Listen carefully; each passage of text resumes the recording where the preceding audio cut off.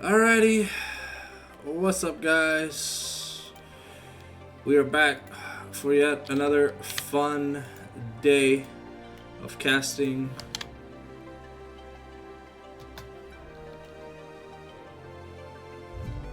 Let's get to it.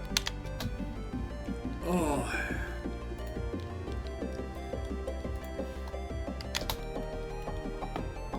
There we go.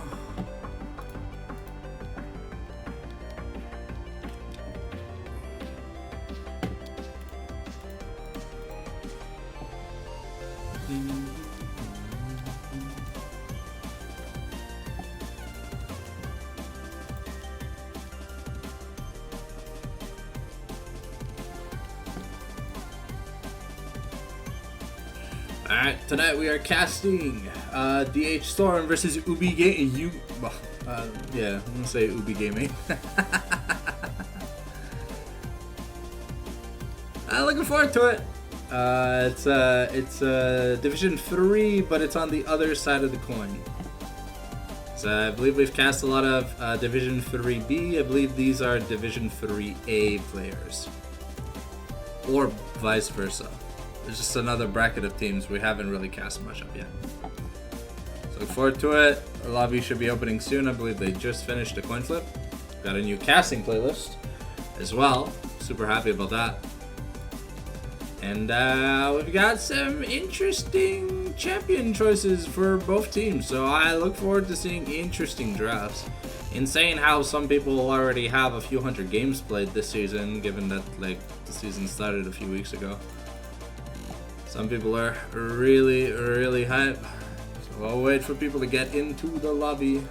And, well, wait for me to get invited to the lobby.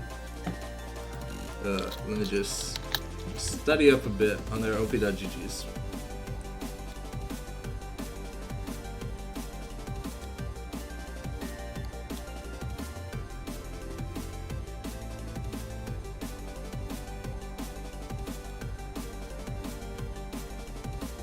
AD carry definitely does play some interesting stuff in ranked, which is ooh.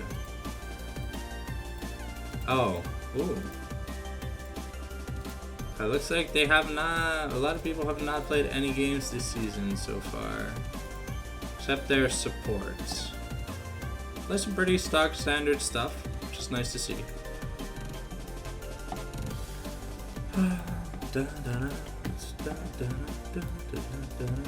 Alright, I believe I'm allowed to drop my Twitch link in the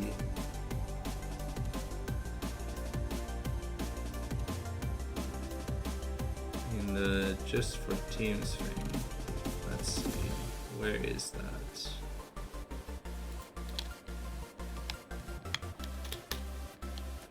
There we go.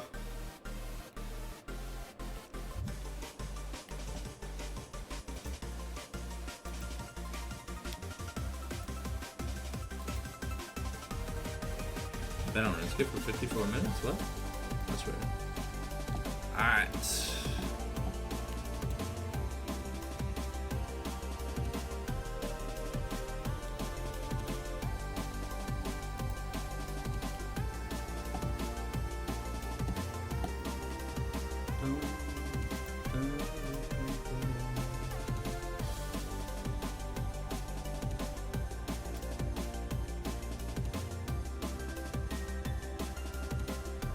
Looks like all their players are in their respective voice channels, getting ready for their match. I'm just waiting on the creation of the tournament lobby, and we will be heading there very shortly.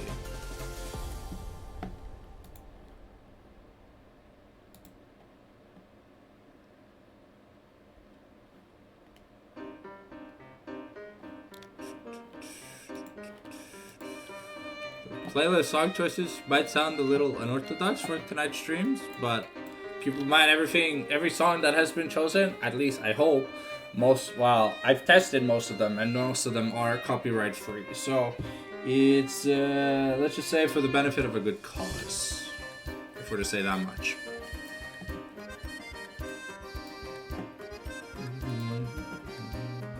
So there's a mix and match. A lot of good video game soundtracks.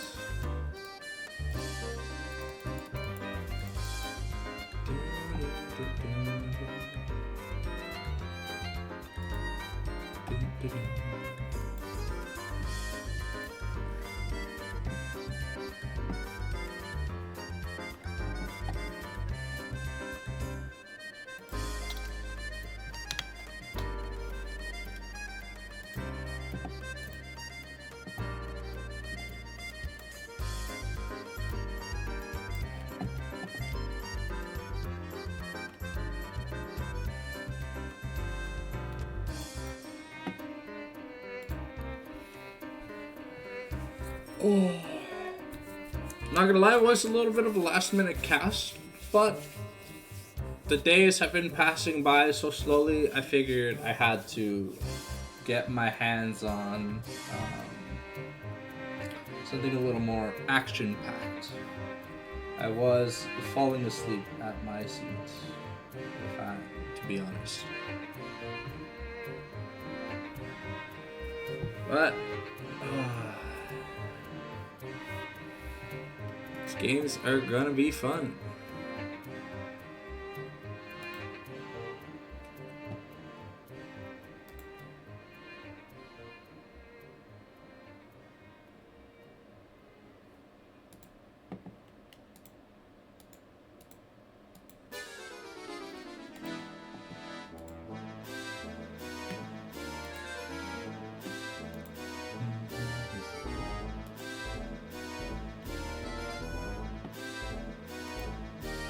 Oh yeah, let me adjust the scoreboard. So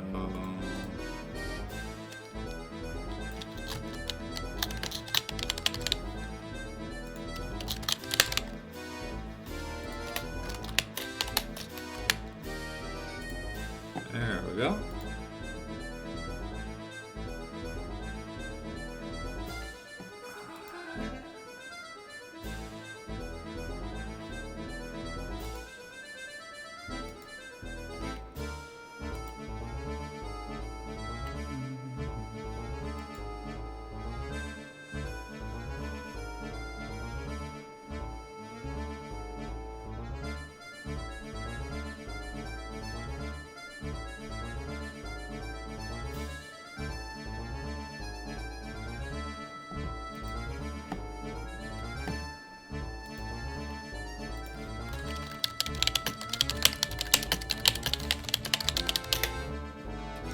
Go. I don't know, we are ready for the lobby invite. Everything is set up.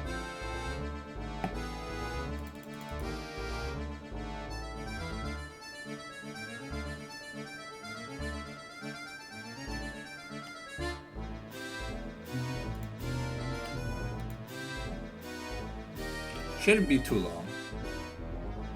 Match is scheduled to start in a few minutes, so I assume things are just getting in order. And we're gonna be able to see the draft shortly after we enter the lobby. So make sure you get your food, got your drinks, and we'll all be ready to go. I'll probably go get my water bottle once we hit a champion select after the draft.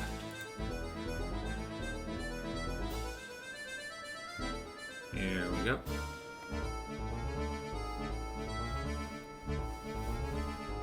They're officially in the lobby. I'll just have to wait and see.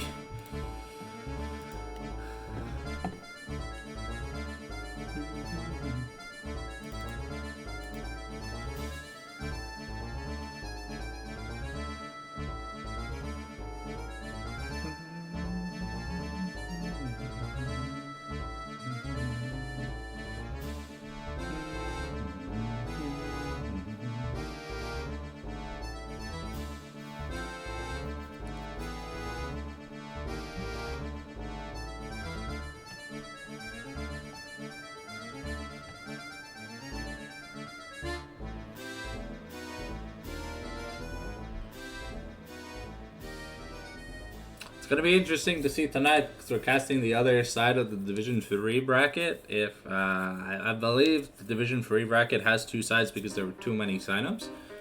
So it's kind of like an East and a West conference, and I don't know if it's going to have any impact on playoffs.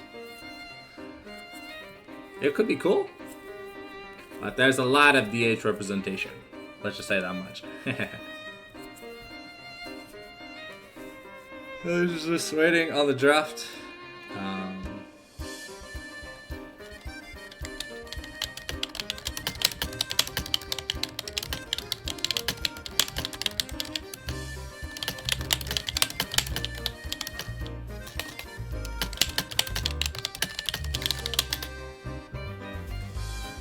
Oh, yeah, shit, y'all. Like, from like Wednesday night and Thursday night, I had like practice, but we didn't do much besides a few flex games. Alright, awesome.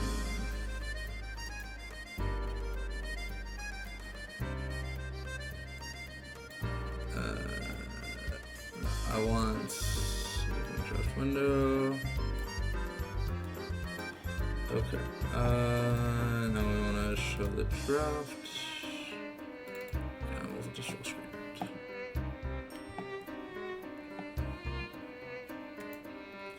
Now I believe we're just waiting for confirmation.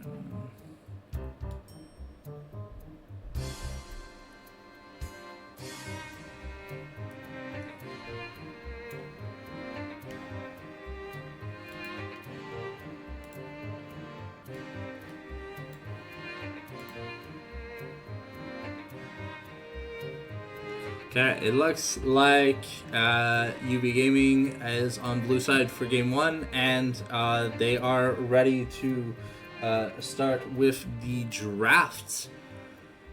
I am ready. I am ready to go. I just have to confirm in chat.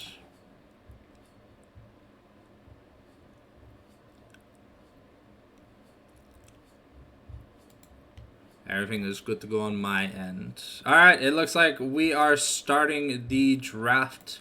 Let's see what comes out first and foremost. Of course, Syndra is still a decent power pick. Is banned on... interesting that it's banned on blue side instead of being banned on red side. But we do know that Ubi Gaming's top laner is a really avid Poppy player. I believe... Is it their top laner? It looks like their top laner, and it plays a lot of... Yeah. Popire? Yeah, Popire has got... last season had almost 100 games on Poppy with a decent KDA. It looks like they're banning away Wukong away from our Lord and Savior, Mr. Bandito! Alright, we're banning the Hui away from their mid laner. Big Donut? Yeah, Big Donut. Who's had an impressive amount of games on Hui and Aurora. And last but not least, we are going to be banning Zac. And who are we banning Zac away from?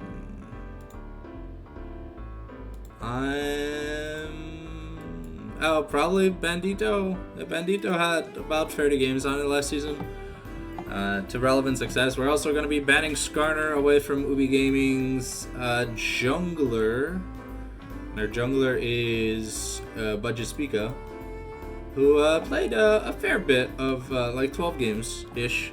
And now let's see what blue side priority pick looks like for Ubi Gaming. Looks like we're going to be locking in Jinx for their AD carry Corki? Yeah, I'm just going to call him Corki. So we got Corki, Popire, Big Donut, Budget Speaker, and Pepsi versus Blazing Fire, DMR, Crazy Mimi, Bandito, and Faroum. I think I'm gonna stick to these names. It's a lot easier on the casting. We are picking in exchange a Senna for Crazy Mimi, an avid Enchantress player. A little sad to see that coming out from the support role, but it looks like DH Storm wants to take it safe in the early game. Picking a utility AD carry like Ashe also is going to go a long way. It's not locked in yet, but it's a really good pairing. It looks like it's locked in. Does decently well into the Jinx, if I have to say so myself, from being able to cast these games. The utility of the Ashe Arrow kind of forces cleanse on AD carries, which can be a detriment depending on if It's really just cleansing the Ashe alt or being used for other members of the team. And the Nautilus here being locked in for... I'm going to get used to their names, I swear. For Pepsi. Just give me a game. Give me a game's worth of casting and these names will be easier to memorize. Alright, now we have both bot lanes picked for both Storm and Ubi Gaming. What are we looking to pick here? Probably a jungle, as the jungle was heavily targeted in bans by both sides. Timer's running out, but it looks like we're going to be giving Budget Speaker Jarvan 4th. Jarvan 4. Alright, so what does Bandito have in mind to play against Jarvan? Yeah, it looks like we are just going to pick Popire's top lane Shen. A nice defensive option to go well with the Senna Ashe. A really low damage team comp so far from the side of DH Storm. Let's see if Bandito and Blazing Fire are able to pick up a bit more momentum, as we might see one of these damageless team comps kind of fail to hit the mark. It looks like we're banning Gwen away from the top lane in UBG. Oh, it's for my bad. I'm sorry. All right. Wait. I was looking at the wrong OP. No, I was looking at the right OP.gg. That's weird. Okay, wait. Let me just scroll back. Oh, okay. Now, Faroum does have a decent amount of Shen games. Okay. They both played it. My bad. That's why I kind of had it confused. Sorry about that. All right. It looks like we are going to be banning Aurora, Gwen away, and Gwen on the side of DH Storm. These are good red side bans. Let's see. I believe Big Donut, Big Donut was an avid fan of Aurora and Huen, and both of these have been banned. We're banning Ari away from Blazing Fire, who, if I can check last season, was his third most played. Alright, it looks like we're going to be locking in the Xin Zhao for It looks like we're looking at a Xin Zhao for Bandito. Oh, no, we're pivoting over to the Elise. An interesting jungler. I have not seen any Elise in so long. What's it gonna be? And is Elise locked in? It looks like Elise is locked in for Bandito.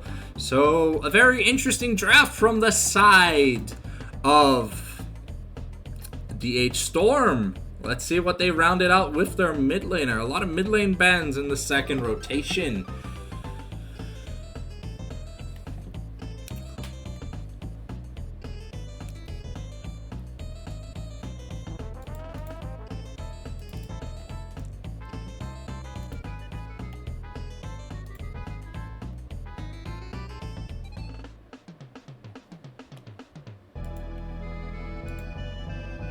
It looks like we got Dr. Mundo for Popire in the top lane. I want to say a decent matchup for Shen. It's going to make it hard for Shen to do much outside of the first few early levels. And it looks like we're going to be looking at Anivia in the mid lane as our blind pick for Big Donut. Not a champion that he's played a ton, but he's received a significant amount of bans to his champion pool, so there's not much left in the tank. Let's see if this Anivia can make things happen. I know the last time I casted Anivia, it wasn't the prettiest of games, but the clock is ticking down for DH Storm. What are we going to look at for the mid lane? Looks like we're going to play it safe, and we're picking Alessandra. Overall, oh, never mind. The last second pivot to Diana. Now, Diana into Anivia doesn't sound like a very fun time for either laner. But I'm a little worried about the damage aspect from DH Storm. The front line is pretty decent on the side of UBG, but this is a best of 3, and of course, you should never get your hopes up too high for game number 1. Anyways, that's the draft finish. Oh, Diana is Nico. Alright. Okay, that makes a lot more sense. That indeed makes a lot more sense if the Diana is Nico. Alrighty. It looks like there was an error in champ select at the last second, and they have modified the Diana pick for Nico. Alright, so Nico, Elise, Shen, Ashe, Senna versus Anivia, Mundo, Jarvan, Nautilus, and Jinx. Alright, some very interesting team comps from both sides. If this is what we can expect, I can definitely think we can expect some banger games. Alright, let me just switch the draft off. Alright.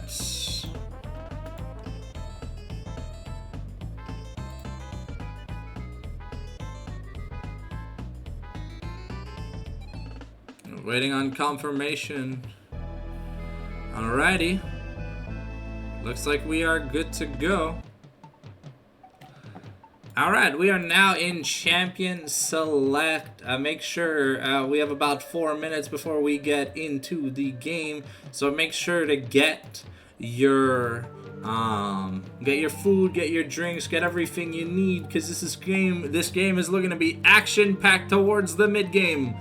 Can we see if Ubi Gaming is able to give Jinx enough resets to slaughter DH Storm, or will the slow tempo of DH Storm be able to advantage Ubi Gaming in team fights? I'm not really sure what a lot of these synergies are on the side of DH Storm. I just know that they have a good amount of crowd control.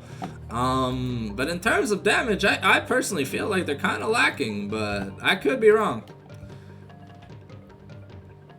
Anyways, we have 4 minutes before the game starts, so make sure to get whatever you need. Go to the washroom if you have to. This is your small intermission break. The Champion Select will be playing in the background, and I will be back very, very shortly. Just going to get my water so you guys can hear my beautiful voice throughout the entirety of the cast. She builds 2 damage items? Okay, so she goes Black Cleaver, Rapid Fire. Okay. I mean, so it kind of sounds like what Senna's were building pre-nerf. Alright. Alright, so I guess the bot lane's gonna have a decent amount of damage. Interesting choice at top laner though, but I can understand. I can understand it. Alrighty. Well, with that being said, let me just go get my hydration drink of choice, which is some Dasani water, and I'll be right back. Enjoy the music. We will be back shortly. I will just put my phone on the plug.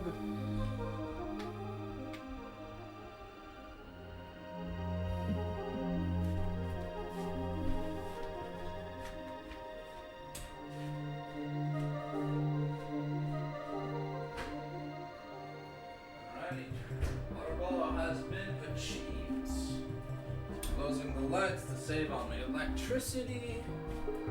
And here we are. Alright, looks like the Champion Select is about to wrap up. We're about to enter the spectator delay.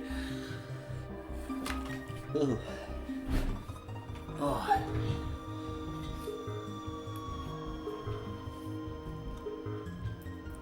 Seeker, dumb question, but is there a way you guys can schedule your show match for, I want to say, week 4 for not Saturday or Sunday next week?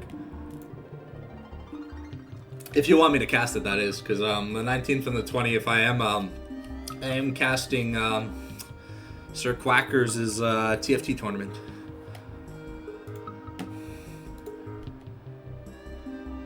If it's possible, of course. If not, no worries.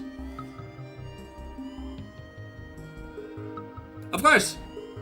Of course, I'm missing out on Clash and the show match and so many things. Like, I feel bad, but I'm a man of my word. All right, if you do succeed or whatever, you can just ping me or let me know. I don't know how long these TFT tournament casts are gonna be, but I'm gonna try and make it interesting. Because Lord knows TFT is not as action-packed. Oh, nice.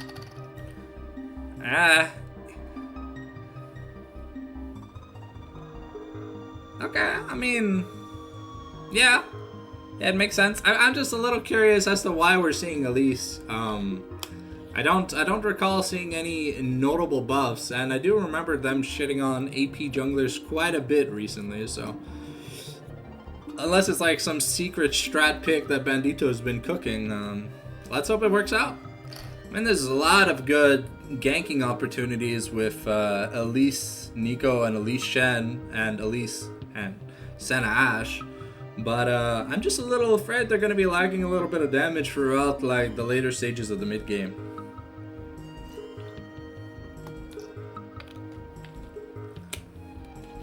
Okay.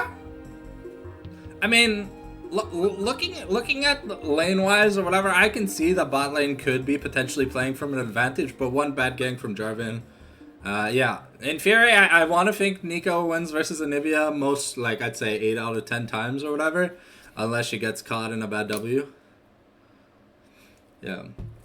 No, I don't think Elise is bad. I just feel like it's interesting. There was like literally everything was open. Besides what's Karner, Wukong, and Zac, yeah. I feel like a lot of the go-getters from solo queue were still open, so just a little interesting to see an Elise pick. I personally haven't seen much Elise since like Voyboy played a top lane, and that was god. Yeah, no, Jax feels like it could have been great here. It blocks Martial Cadence, it stops the Mundo E, and overall it kind of just turns off the Jinx if the Jinx is firing on the Jax, yeah. I feel like they're gonna start respecting your Hui pick a lot more in games, Seeker. You kind of shone brightly at last week's games. Feels like a lot of 80 carries in Division 3 love just playing Jhin, sometimes for the detriment of their team. Oh, nice. Well, it's good to see. You're glad to hear that.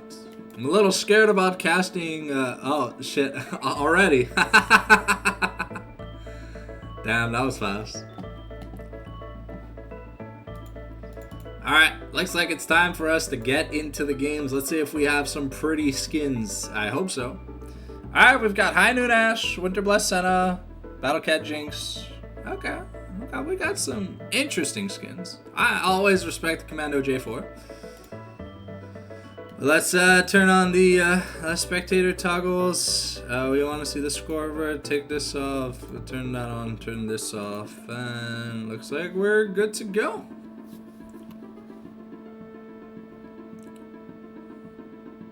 Alright.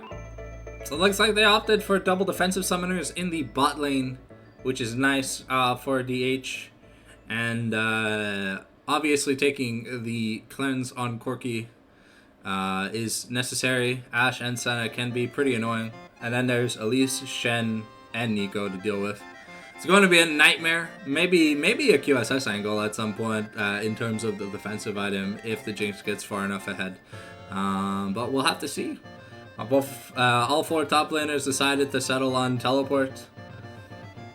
Oh, the first trade from Faroum and Popire. Ah, looks like Shen gets a nice slap in. Oh. Blazing gets caught by the Nautilus hook, but there's not much to go off of. The Aftershock does proc, but I'm pretty sure it'll be available by the time we get back in lane. Interesting to note that the Ashe did not go lethal tempo here. She decided to go with press the attack, so probably looking for more short burst trades than long burst trades.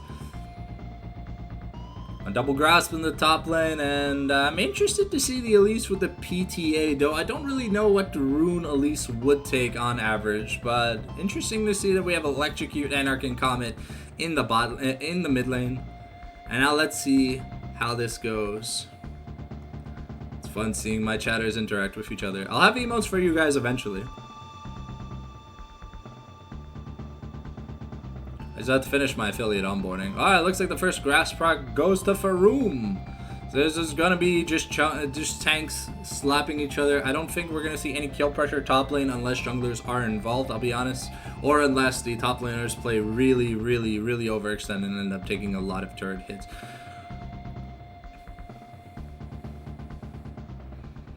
Okay. Level 2 on both bot laners. DMR gets caught out. Forced the barrier early. Is exhausted. Forced to flash away. Crazy Mimi caught. But Pepsi's taking a lot of damage in exchange. Corki's trying to fire back. But it's 280 carries versus 1. The flash comes out. The zap comes out. The hook comes out. And it's first blood to the Nautilus. And the cleanse comes out. But Nautilus secures an extra kill. Now we got a 2-for-1 on the side of Ubi Gaming. But that's all summoners besides Senna's Flash have been burnt. Interesting. And it looks like we're going double dagger versus Boots Dagger. Okay, Bandito trying to gank Big Donut. Should be able to proc the Anivia, but do they have enough damage? The Anivia steroids coming in. Oh, and Blazing Fire manages to get the kill on Big Donut. Thank you, Mamago Esports, for the raid. It's really appreciated. A big welcome to everyone who comes over from the Mamago Esports Season raid. Got a big chunk of viewers now, so I gotta perform. It looks like Jarvan is bot lane looking for a gank angle. There is no flashes on the carries, but Jarvan is just pathing up towards the Scuttle Crab. Faroum walked down. Faroum walked down to make sure to at least cook at the Scuttle. But the Nivea without a passive gets back to lane with just a Dark Seal. And Nigo managed to buy an Amtomb and boots with some potions. The fun face. Alright, we're just watching two tanks try to slap each other, get some grass procs to generate that maximum HP. Another nice stun combo by Big Donut on Blazing Fire. We're retaliated by the Blooming Burst. It's just funny that Mundo now, when he would kill a minion when his E is active, looks like the Flag and Drag misses. It forces the flash from Blazing Fire, but Blazing Fire's in a little bit of a bad spot. His wave is currently being slow pushed into him, and he's not going to have much HP to be able to deal with it. It looks like Bandito is pathing towards top to gank Faroum, who's pretty low on HP, but hey, it looks like Budget Spica is following Bandito. Oh, is it going to be a meetup? It looks like the Flag and Drag landed. Oh, Bandito worse for wear on that trade. The Infected Cleaver goes wide, missing, forces the repel out from the Elise. A huge wave for Shen. Unfortunately, Shen not really known for his ability to wave clear. Oh. Another Nico root lands. Are about the same HP in the mid lane, but Anivia's a little more worse for wear, worse on the mana, that is. Ooh, a nice dash from Shen. Mundo heals up with his W just a little bit, but Corky's about to get rooted. Pressure from the bot lane is unrelenting. It looks like Faroum is trying to really stop the Mundo from getting an early recall. Another Blooming Burst hits the Anivia down to 20%. The ultimates are starting to become available on the map. Ooh, just gonna use it first. A little sad for Shen, who has a defensive ultimate that he can't really use by himself. He needs to use it on a teammate, so if he doesn't get a gank, he doesn't really have an ultimate compared to Mundo, who has a giant ass heal. It's kind of like proccing home guards in a lot of situations. Bandito is bot lane, spotted on a ward, clearing vision in the tri-bush, so they know Bandito's near here. And it looks like Corky and Pepsi are taking an early recall. Looks like the Heartbound Axe is picked up for Corky. Faroum teleports with a Bramble Vest and a Ruby Crystal, and Mundo on the other side had already teleported but had 3 Ruby Crystals, a lot of HP, triple longsword on the side of Jarvan 4. And we got Sork Shoes for Bandito, and it looks like they are first to the Grubs. Storm has vision on it, so they're looking to get presence on the Dragon in exchange for the first set of Grubs. But are we going to see a 6 Grub trade for 2 Dragons, or are we going to see a contest of the second Grub spawn? Have to see and find out. Another Mundo slap across the face. Faroum's a little worse for wear. He didn't build much HP. And unfortunately, only Mundo's E procs the anti-heal. Oh, looks like Faroum's getting ganked. The Flag and Drag is being held. Shen has to flash, but it's not enough. He's going to take it. And Popire gets to live on almost no HP. The Nico root into the Blooming Burst does a decent chunk of damage. Anivia combos the clone, not knowing. Anivia's a little worse for wear. It just has a tier and a pair of boots. Alright, Mundo with 2 plates in the top lane. This top lane gap's gonna be a little bit difficult to get over. Crazy Mimi almost gets caught by the zap into the Nautilus hook, but Pepsi decides to hold back on the Nautilus hook, not knowing where the Ashe was. The Nico E goes wide, but it looks like Bandito is trying to gank the Anivia. The Cocoon lands into the Blooming Burst with the Pop Blossom, forcing the Anivia passive, but at least the Spiderlings are tanking. Are they able to kill the Anivia? And they are. Anivia goes down once again. Poor Anivia. She's down on money this time, and not getting much help from the side of Budget Speako, who's been focused on ganking the top lane. This game's gonna get a little rough if the mid lane starts to snowball so hard, because I know an Anivia from behind really has trouble doing a lot of things. It looks like Budget Speako is looking for a lane in gang, sitting in the bush where there is no vision. I don't think DH Storm know about this. Bandito is clearing his blue side jungle, trying to get some stuff done. The Flag and Drag is available, but it goes wide into the Cataclysm, forcing the flash from DMR. The root comes out from Senna, but it goes wide, reaching Albuquerque instead of taking a left. Alright, looks like they're setting up a Fnatic Death Bush in the Tri-Brush, but it looks like Ubi Gaming are not that susceptible. And Infected Cleaver comes out to hit Faroum. Faroum slaps back with a Grasp Trade, but he is looking worse for wear, as Mundo almost has an entire Heartsteel compared to just some components for Faroum, but Faroum hasn't had the opportunity to back it. And Nivi ult is really good at clearing waves, and it looks like we are going for a Rod of Ages early. At least I want to believe it's a Rod of Ages. I don't know. There's a lot of items that build out of a single Ruby Crystal, but we'll have to see. It's more than likely a Rod of Ages. Anivia is generationally known for having mana upkeep issues because her ultimate costs quite a bit to maintain. Looks like Nico hitting the wave, getting a nice triple Blooming Burst to pop up, and she's got that Transmog available once again. The Pop Blossom is available, and the Anivia passive is still on cooldown. A nice taunt from Faroum. Bob Iyer takes a turret shot, but has so much extra HP than Faroum that it doesn't really look like it's going to be doing much. Faroum really needs to get a recall in.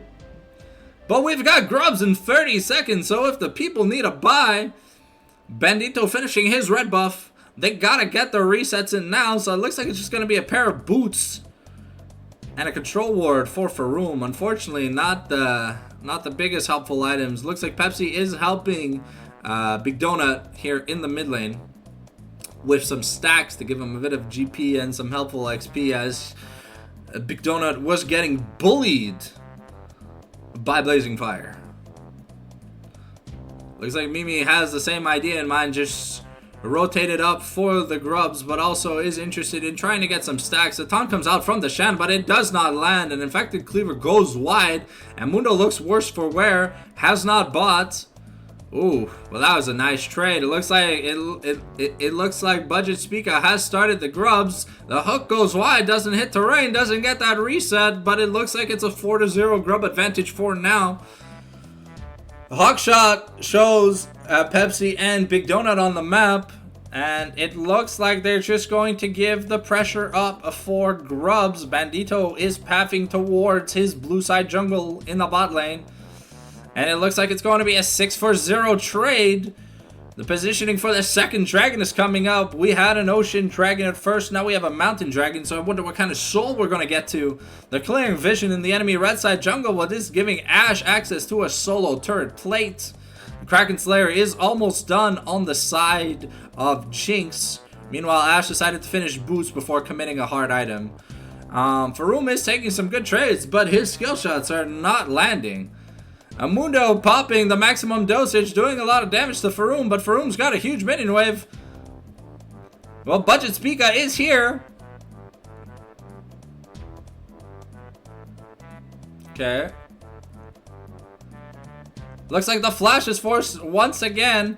And the Flag and Drag is enough this time. Paul Pyre's gonna slap Faroum into an early grave. The Blooming Burst comes out and hits Anivia, but Anivia is able to clear the wave to stop the pressure. It looks like Bandito has once again started Dragon, but this time with 6 Grubs and a Demolish proc. It looks like that top turret might be gone sooner than later. As Super Mega Death Rocket prepares to fire at the Dragon, the Jinx is just waiting. And it goes wide! Fired way too late, but with no intel, it was a little hard. Oh no, they had intel. There's a mistiming on the use of the ultimate. Looks like Big Donut is getting bullied, but he is going to be building that Rod of Ages. The Locket and Kraken Slayer are picked up for the bot lane of Ubi Gaming. Heartsteel's picked up for Mundo. The Jinx is getting a lot of solo turret played gold.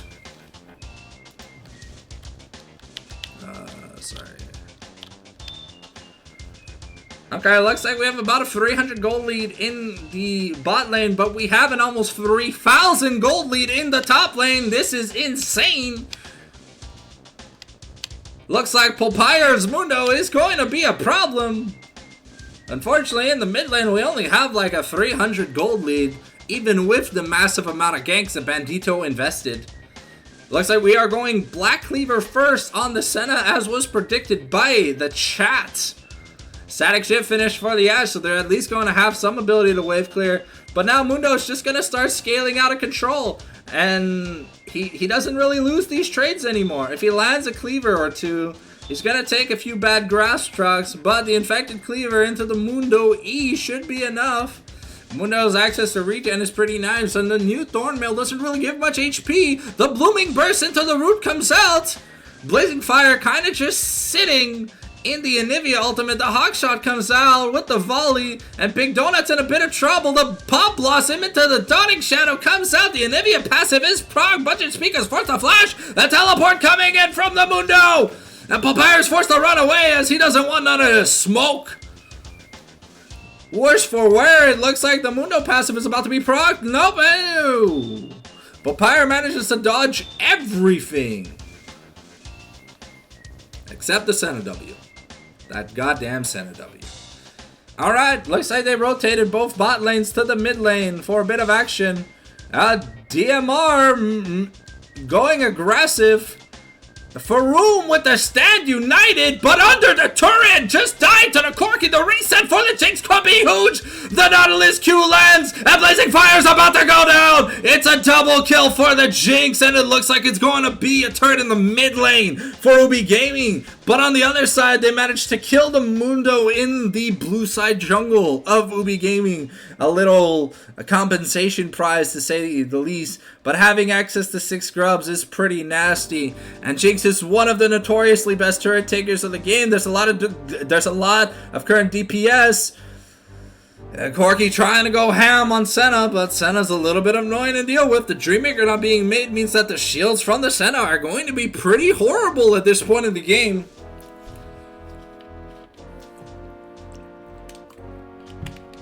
Looks like so far we got a Thornmail finish. Thornmail and Boots finish for Faroum. Unfortunately, he landed a Shadow Dash in turret aggro and took the worst for wear trade. Still down about 2,200 gold in the mid lane. There isn't a real significant gold lead for the side of DH Storm. This is looking bad for our hometown heroes in game number 1, ladies and gentlemen. Leandri's picked up by the Nico. The Jinx almost on her second item, I believe. No, just picked up the ZL, so it'll be a little while before we see the Runan's Hurricane or the Phantom Dancer for the Jinx.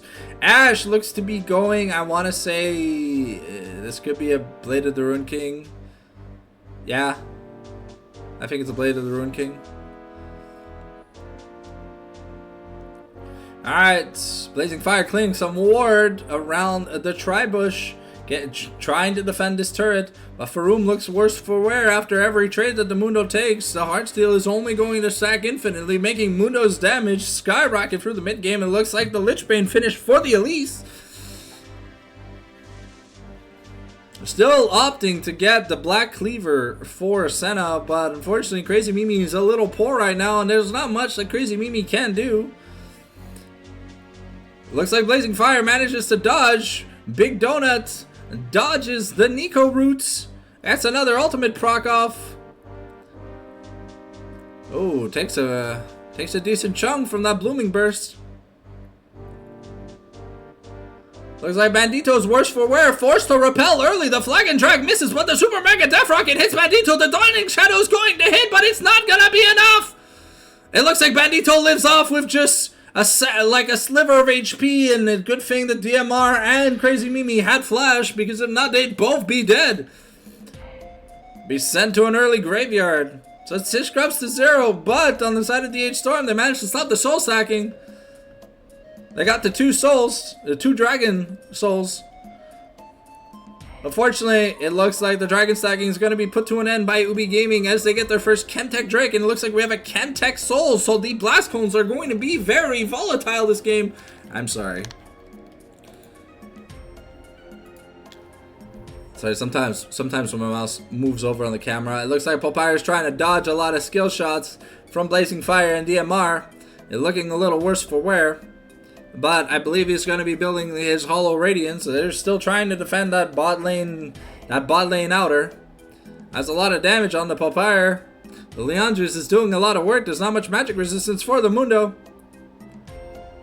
Faroum recalling, getting himself a Bombing Cinder, but that's all he really has to buy. Let's see what Popire has to buy when he recalls. Looks like we're getting a Spectre's Cowl.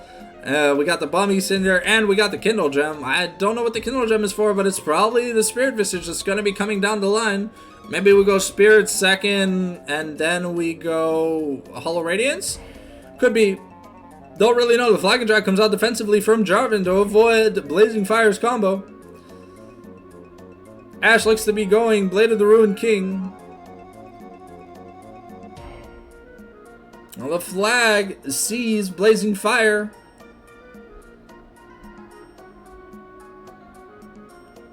Okay, it looks like they decided to put the Shannick up against the Anivia. Not going to do much, but it's probably better than letting the Mundo infinitely stack on him. Looks like the Rift Arrow is going to go to the side of Ubi Gaming. They have an opportunity to open up the mid-inner with this. Papire's going to go back to farming. He's got a 15 CS lead. So far, the Elise pick has been interesting, but it really hasn't put in a lot of the work that people are used to. Well, I say used to, but it feels like no one's seen Elise since... Jesus Christ, we're in Season 14. Oh yeah, it's been like 11 years since people have seen a relevant Elise. It looks like Blazing Fire is trying to find a flank access on the Mundo, but 6 scrubs plus Demolish means that this turret isn't going to last long. The next Demolish proc on this turret will be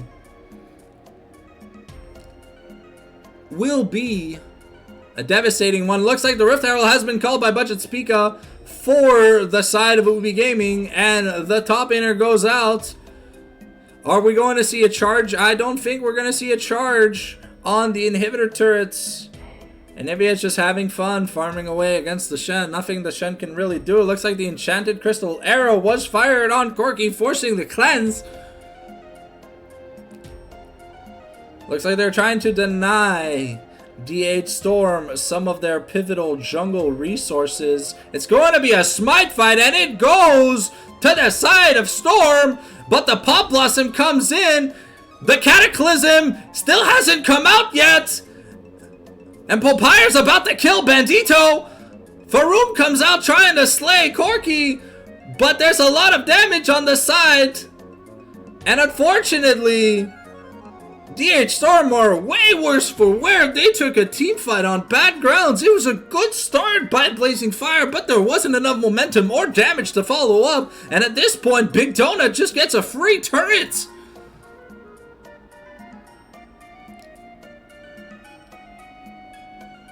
The gold lead has since closed by Big Donut and Blazing Fire. And Blazing Fire now is down almost 20 CS. To the Anivia that he was bullying super early in the game. Spirit Visage has been picked up by Popire, and it looks like we're going a regular Sunfire Cape next. Blade of Ruin King picked up by Ash, and it looks like Senna wants to go Rapid Fire second as predicted by our boy Seeker. Elise is probably going Storm Surge or Shadow Flame. I don't really know at this point. There's a lot of things that build out of an alternator, maybe even a Rocket Belt, but I did say that this team felt like it lacked damage.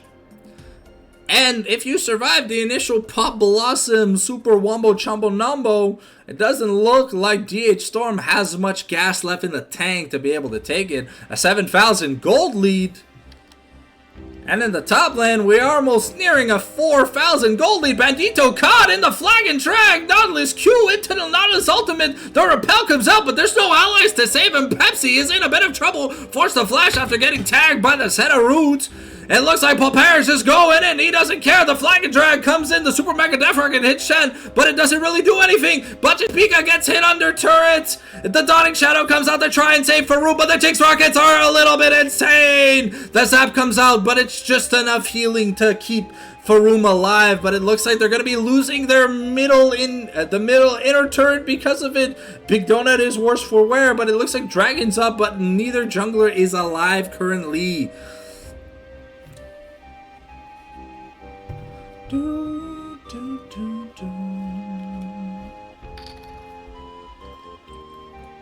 looks like the Black Cleaver was picked up by Jarvan. It looks like he is going to get a Randuin's ult.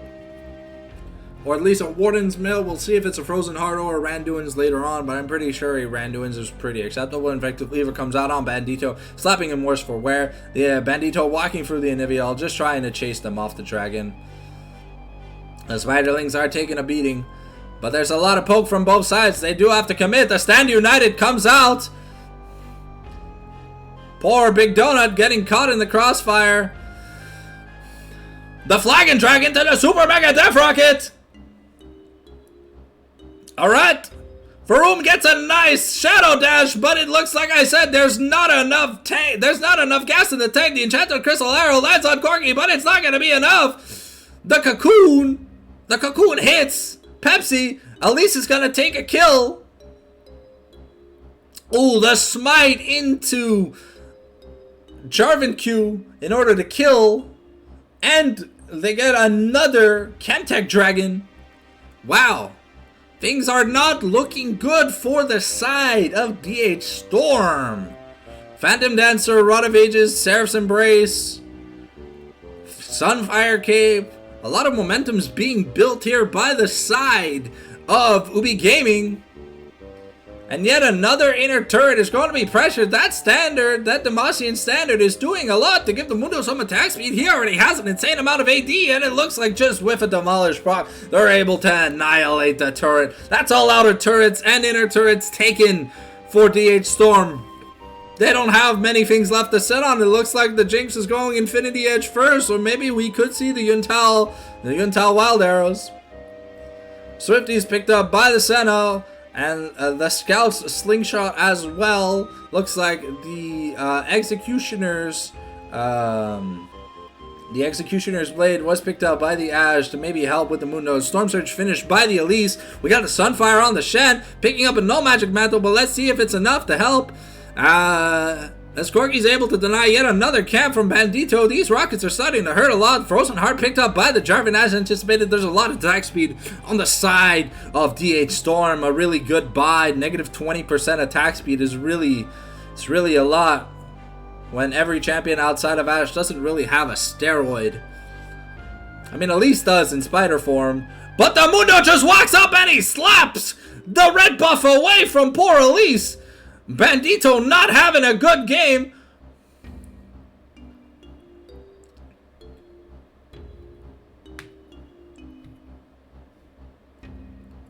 So what do you guys think? Do our hometown heroes have a chance to come back? I mean, there's a lot of copium in the angle that some super late game scaling could happen. But the Cocoon hits Mundo into the Venomous Bite, but it doesn't do a lot. Unfortunately, the Cataclysm comes out. The Stand United is forced out, but Mundo doesn't care. He's just walking where he pleases. Blazing Fire forced to pop the Blast Cone, but looks like the Flag and Drag is going to come out once again. Mundo just going to town with the Cleavers. Big Donut securing that kill with the Popsicle. The Infinity Edge coming out for the Jinx is huge. 3-item Jinx to basically a 1-item Ashe. It's going to be a free Baron for the side of UBG. If they cannot get on this Corki, if they cannot get on Corki, who's playing Jinx, The game is pretty lost. That damage really does scale up, and resets are a nightmare to deal with when you don't have a real front line. Unfortunately, when your tank is 0-6 and is down almost 6,000 gold, you kind of feel bad. But hey, it is the way of the draft. Let's see, the Knight's Vow, Inspector's Cowl picked up by the Nautilus. Last Whisper picked up by the Ash. Looks like we're getting a Zonia's Hourglass on the side of Blazing Fire. I don't know what Elise is trying to build, but I think we're maybe trying to get a Jack Show or a Locket on the side of Shen. At this point, low econ items. It looks like we're getting a Titanic Hydra on the Mundo, but I don't know if there's going to be time to finish it. It looks like it's going to be one more team fight, one or two more team fights, and then the game's just gonna end.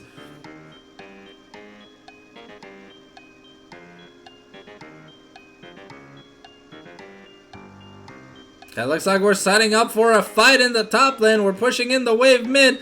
Bandito caught on vision, forced to repel away into the Jinx traps, and Jinx is just going to annihilate. Spica takes the kill though. The Zap comes out missing DMR, and it looks like it's a fight in the mid lane. A Senecue lands on 2 people, but it's not gonna do much. The turret just gets taken.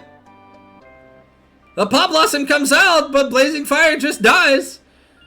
This team kind of lost enough momentum and doesn't really have the damage to do stuff. The Flagon Drag comes in to kill for room, and the Flash is forced out by Crazy Mimi, and it looks like it's going to be the end of game 1 for the side of OBG. OBG with a dominating start. The draft was a little weird on the side of DH, but let's hope they can recover in game number 2. Corky with a fantastic performance on the Jinx, and with that, it looks like Ubi Gaming takes game 1. As a reminder, if you are enjoying what you are watching, please remember to drop me a follow. Anything helps. And if you like watching the VODs, you can go subscribe on the YouTube under the same name, and we'll be there shortly. Normally, VODs are uploaded the day after a cast, so look forward to it. I will update the score in just a quick second, waiting for the invite onto the second lobby. Going to let him know.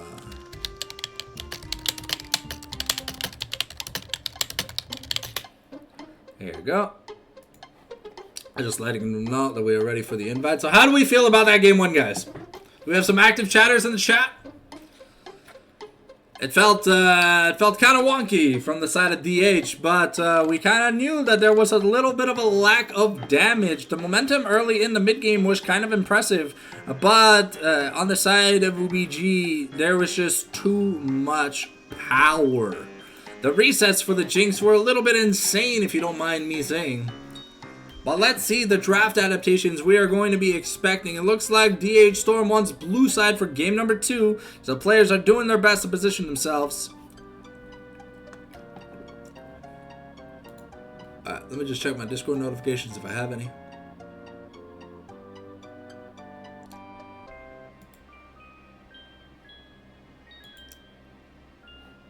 Apologies if I get any players' name wrong. I just feel like they don't translate into English really well, so I didn't want to offend any player, if anything. But feedback is always helpful, if anything.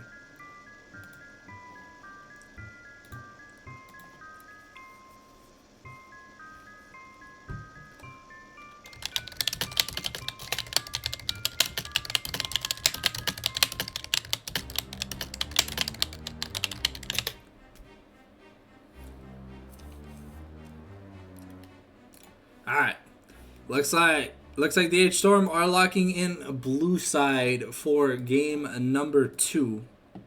Just waiting. The spectator draft has been opened. Yeah. It's as direct because I don't want to say Grobani. Apologies if it's a problem, but I thought it was a pretty good direct translation. Alright. Oh. That's the same draft. Wait. Give me a second.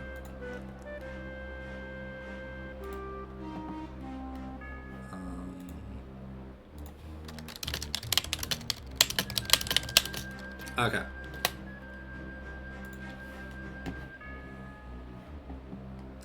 Alright, looks like we're going to be switching over to ApexEsports.com for the second draft.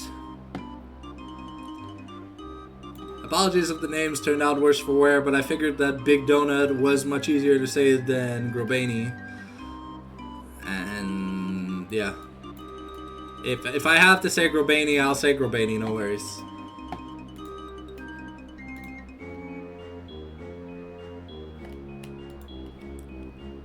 But it's like, I think when I was casting Blossom versus Gluton Barjuz, or something like that. I don't exactly recall their team name, but it was pretty hard to say in English. I ended up just summarizing it to GB. So apologies if...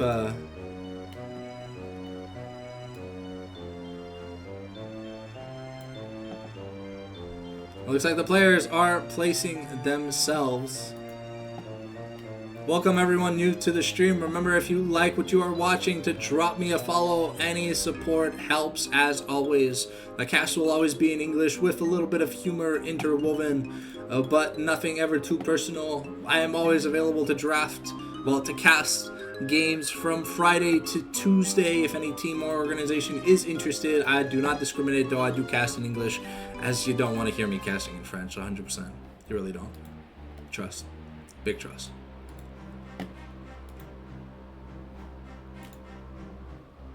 It looks like Ubi Gaming is ready draft-wise. They're waiting on the notification from DH Storm.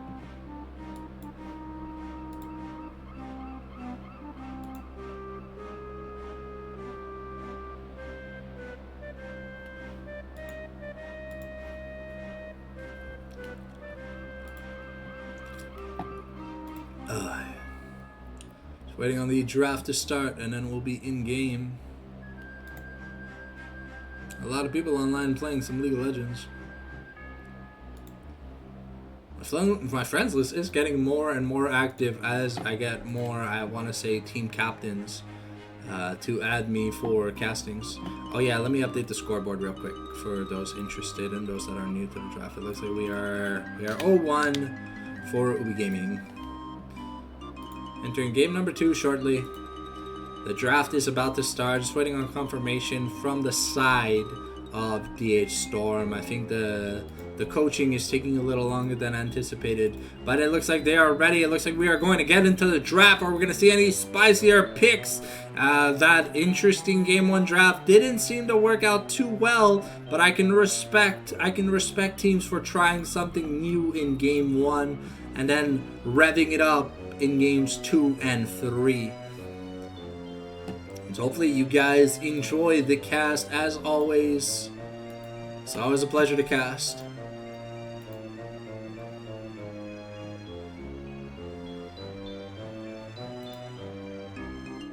Yes, we are waiting on blue team.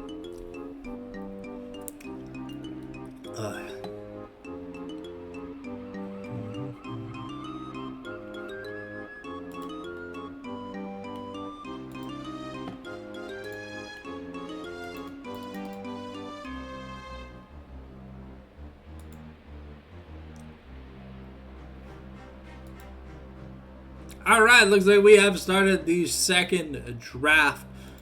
And with DH Storm first to ban, it looks like we're going to keep a Paul Pyre off the Poppy, responding with a ban for Big Donut or Grobany, whichever you guys prefer the sound of.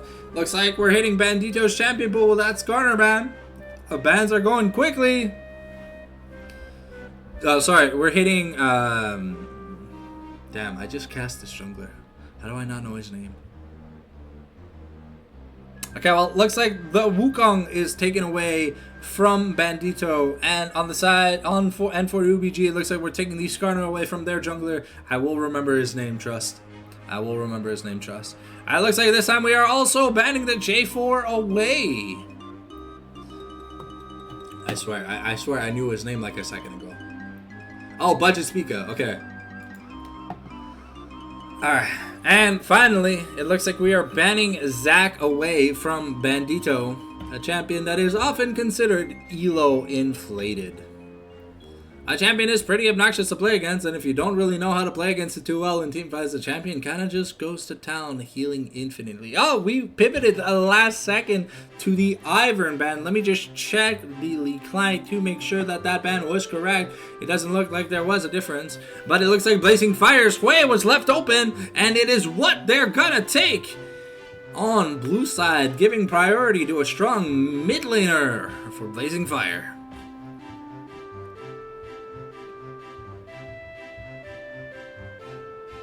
Alright, what is Ubi Gaming gonna pick? Looks like they're locking in the Jinx for DMR. And what support or other character are they going to pair with it? Are we going to see another Enchanter? Not that the Senna didn't work well with the Ashe, but I just feel like they didn't have enough presence. And once they took a bad trade, they kind of were set behind pretty much the entirety of the game. And the clock is ticking for UBG.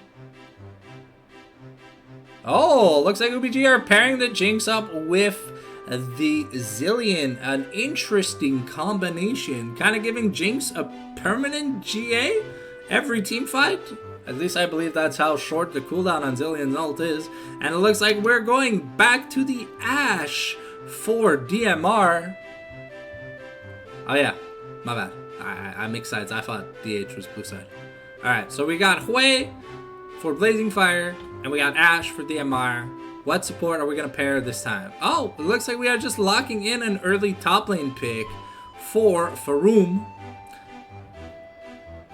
Interesting.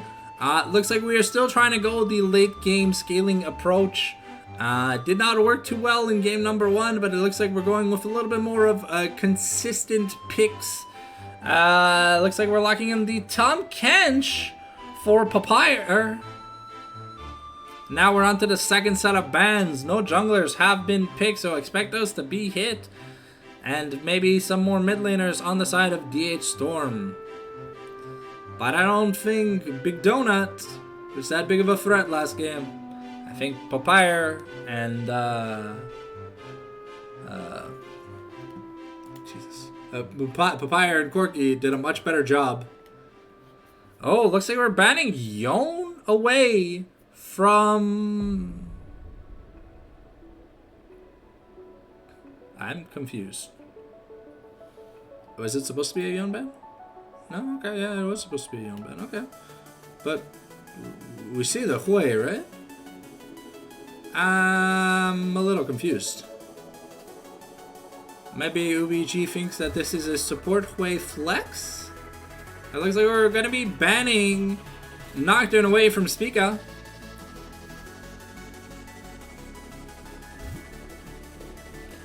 And now we're banning Zac away from Bandito.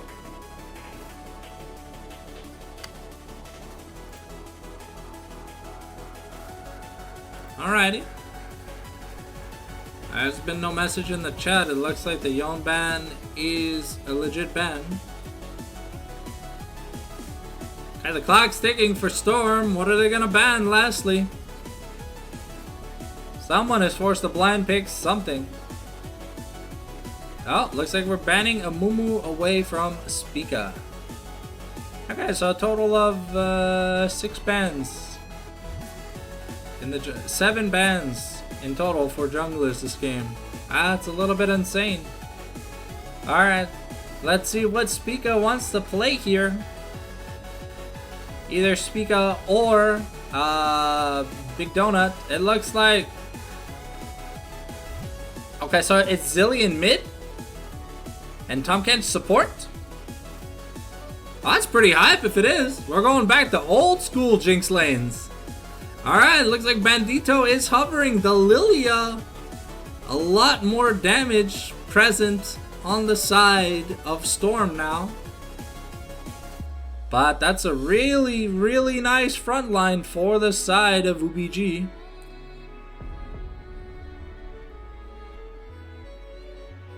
Okay, the Lilia is locked in. They are kind of heavily indexed on magic damage, so can we see what physical, like, what are we gonna see in the support role? Because I'm pretty sure that's way mid. Unless this has been like the ultimate support flex. Nope, looks like we're going to see Seraphine Ash. The pairing for the beat drop volley super stun. They're going to look to control the bot lane a little more than they did last time. Hopefully taking a better level 2 and 3 trade respectively. Alright, so it looks like I think we have Big Donut on Zilean. I don't know if that's necessarily a good answer. Alright, and it looks like they put Spica on Udyr. This front line from the side of UBG looks disgusting. Is Ashway Lilia gonna be enough to break through the barrier of entry that is this disgustingly strong front line? We'll have to see and find out as I close the draft, waiting to get into game, waiting on confirmation from both teams, and then we shall start the champion select to figure out exactly where everyone is going. But I'm pretty sure it's Zilean mid, Tahm Kench support, Udyr jungle, and Mundo top with Jinx AD carry. On the side of a DH Storm, the draft looks a little bit more standardized, but once again, heavily indexing into magic damage. We got Guile's theme from Street Fighter. I want to say Street Fighter. If I'm wrong, I'll get murdered. Looks like we had an emergency bathroom break on the side of Storm. It won't be too long. And for any active chatters, is the music too loud or is the music okay? So I know this song can be pretty loud. Let me know if I have to adjust the volume settings.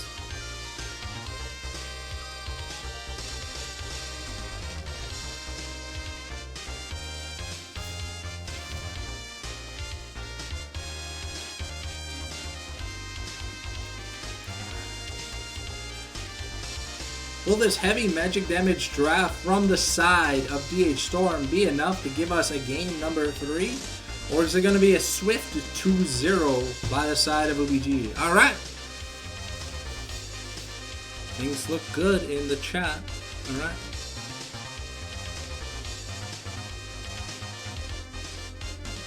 Make sure while they are taking this bathroom break, before we head into the champion select, because we do have a 4-minute spectator delay, make sure to grab your snack, grab your water, go to the washroom yourself if you have to, so you can be ready to witness the glorious action in this game number 2. Things got kind of bloody in game number 1, with things turning out worse for wear for poor Storm.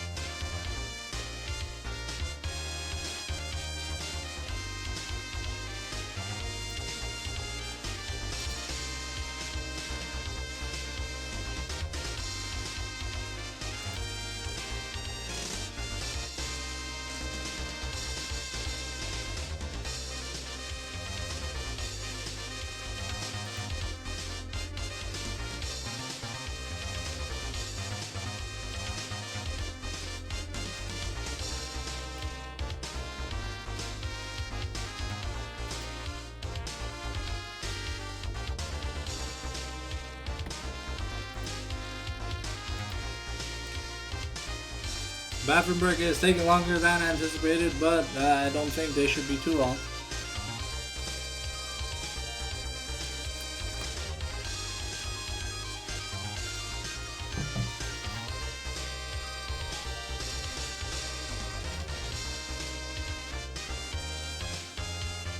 Alright, looks like Storm is ready for Champion Select. Looks like we're getting into it. Welcome anyone new to the stream. We are currently game 2 for Unleashed Beast Gaming versus DH Storm. Ubi Gaming are in the lead 1-0 right now, but we'll see if our hometown heroes can't take it to game number 3. The bands are going quickly. It looks like the players want to get in the game.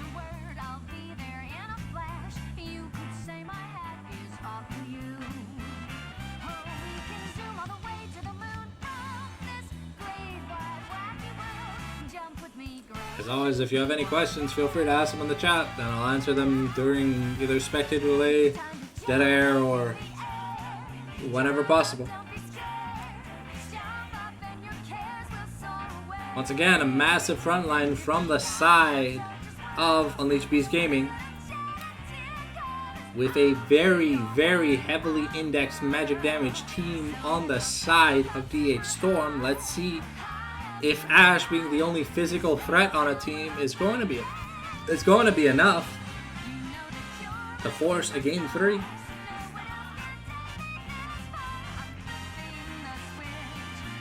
The peel, I do have to say, is a lot better than it was in game number 1 on the side of DH Storm, though. So we'll have to see.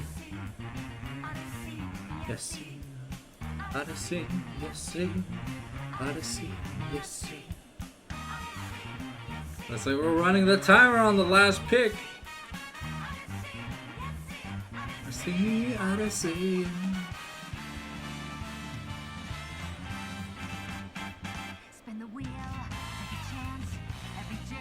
It's giving me an option to run an ad break, but why would I run an ad break? I don't even have...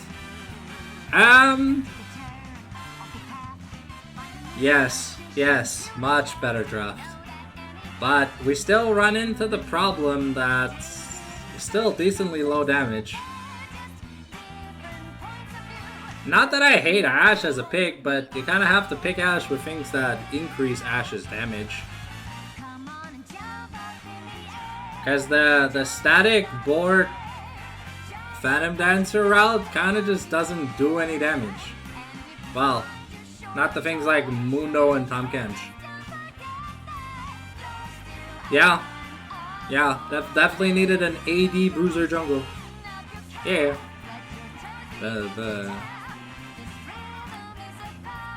I'm assuming Bandito's never getting his hands on Wukong, but yeah, Trundle, Xin Zhao. There's a lot of picks here that were still open, but it was very, very interesting to see the Lilia, but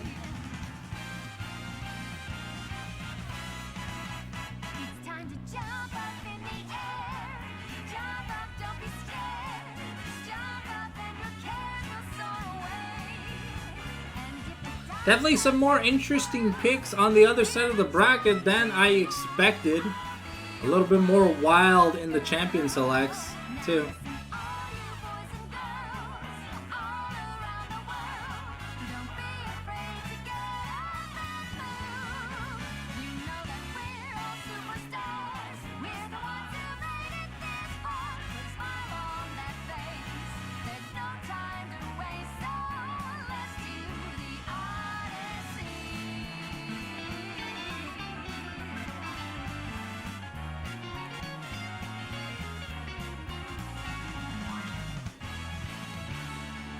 I feel like one of the biggest problems of having a player that can only really play enchanters in the support role is the fact that you're always kind of gonna lack the second form of engage that you kind of want. Like, while the Lilia, like, ball plus Ornn ult is nice, it would be nice to have, like, an easy engage button, if you know what I mean.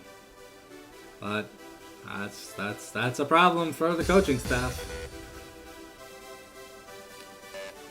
Meanwhile, on the side of UBG, their draft looks delicious. The late game looks disgusting too. They've got a Jinx, a Mundo, the resets from Zillion. Udyr's gonna be a problem. A lot of waves to peel for the Jinx.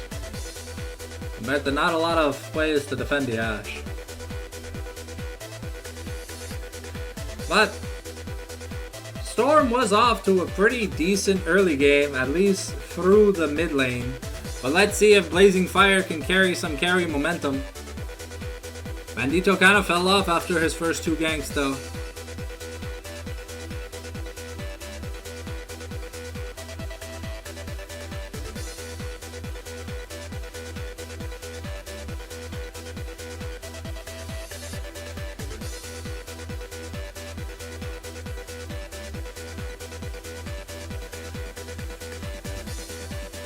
Alrighty.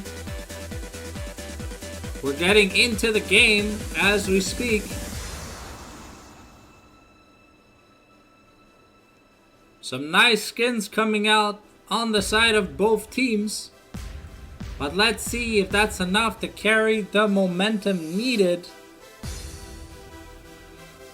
Time for me to set up the camera.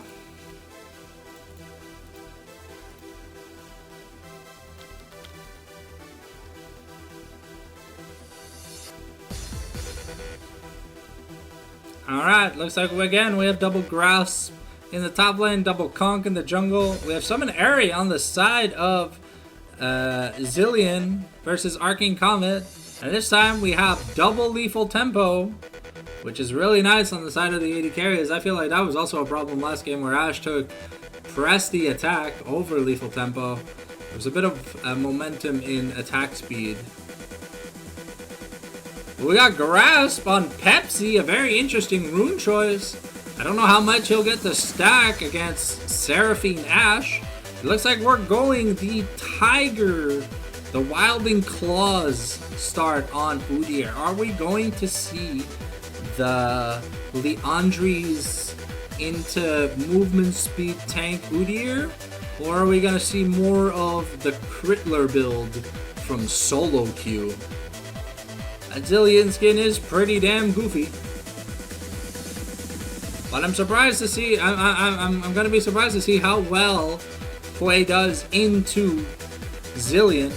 Zillion not really known as much of a laner, more known as a neutralizer. As always, Corgi has opted to take cleanse on his Jinx. Papyrus this time facing a little bit of a rougher matchup. Ornn has the ability to fire back with percent health damage. Oof.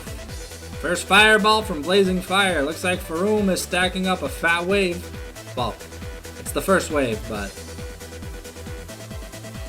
hiding behind the minions this time is going to be important to dodge those infected cleavers. Both AD carries seem to be struggling to take that CS.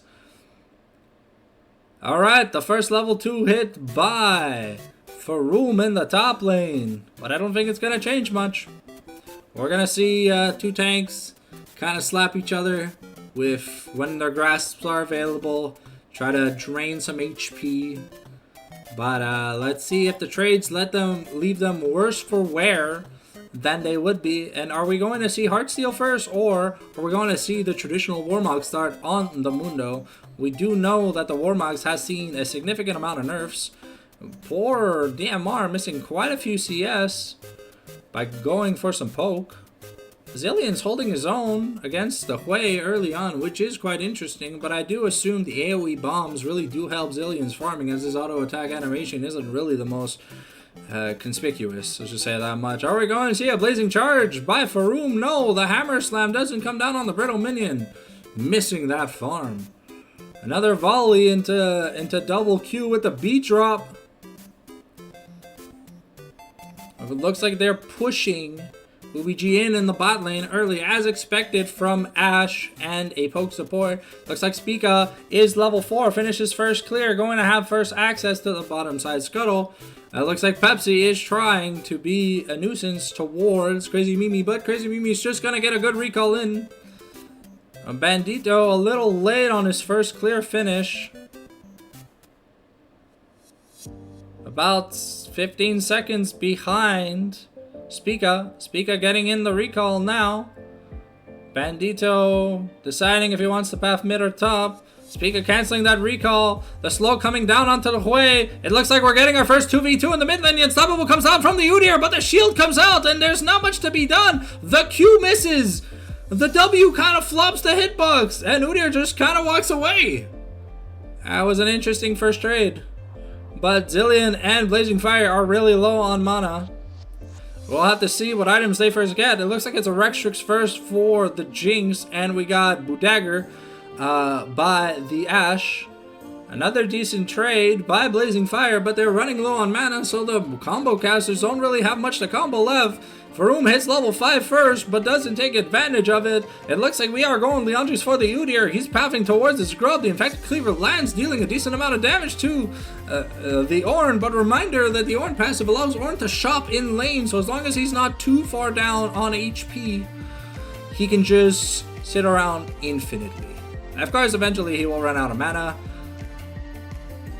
But that W starts to do a lot of damage. I believe it starts at like 12% maximum health if you take the entire channel. Okay, looks like our first dragon has spawned. It is a Chemtech dragon. We are getting the grubs in 50 seconds. It looks like we've noticed the Hui teleports. Both mid laners have teleported. It looks like we went Faded Ashes versus Tier Boots refillable. Yeah. Definitely going to be an interesting early game. Ooh, the passive is procced by Mundo.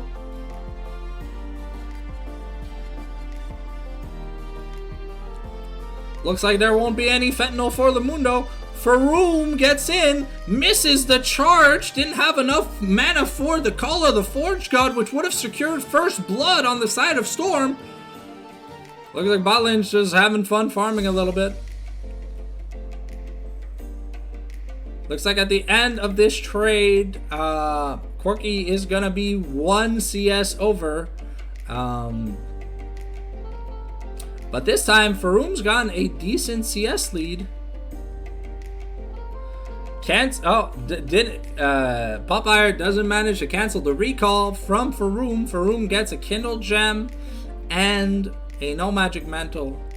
Interesting that people are opting to build a magic resist against a Mundo, as Mundo only has physical damage in his kit outside of his W. I don't think a lot of players do understand that. And because the Mundo is going Heartsteel, the Heartsteel proc is physical damage. It looks like we are going to see a first grub rotation. But the Abyssal Dive comes in for Bandito. The exhaust onto Bandito. The stun onto Pepsi. But it's not enough. Mundo's kind of just going to town. The Abyssal Dive with the Zilean ultimate. It procs. And it looks like Bandito's going to live with like 5 HP. Oh, living on just like a sliver of HP. The slow coming in. Faroum is kind of just stuck. Oh, it looks like Faroum is going to die to the Zilean bomb. Allahu snack bar, my brother. The volley interrupts Corki and kills him. What an awkward place to take a recall, but DMR will gladly take that favorable trade, having come out on top on the original exchange. Well, Popeye this time gets an extra turret plate. It looks like we're going... Is this Abyssal Mask early for the Ornn? A little bit interesting of an item buy, but let's look at the gold differential. There's now a 600 gold lead in the bot lane. But that's 2 entire plays for Papyre, and they didn't even get grubs. Papyre's gonna opt in for his recall now. He's got 2 Giant's Belt waiting to be picked up. Looks like Udyr finishing his red buff. Mimi is trying to clear out some mid lane vision. And once again, we are going Kraken Slayer versus what would be assumably this time I want to hope it's a Blade of the Ruined King on the Ashe. I really want to hope it's a Blade of the Ruined King on the Ashe. The CS gap has been closed by the Mundo, but this time Udyr's got a little bit of a CS lead. The Enchanted Crystal Arrow kind of goes wide. Bandito missing the Watch Out Eep. doesn't get to land the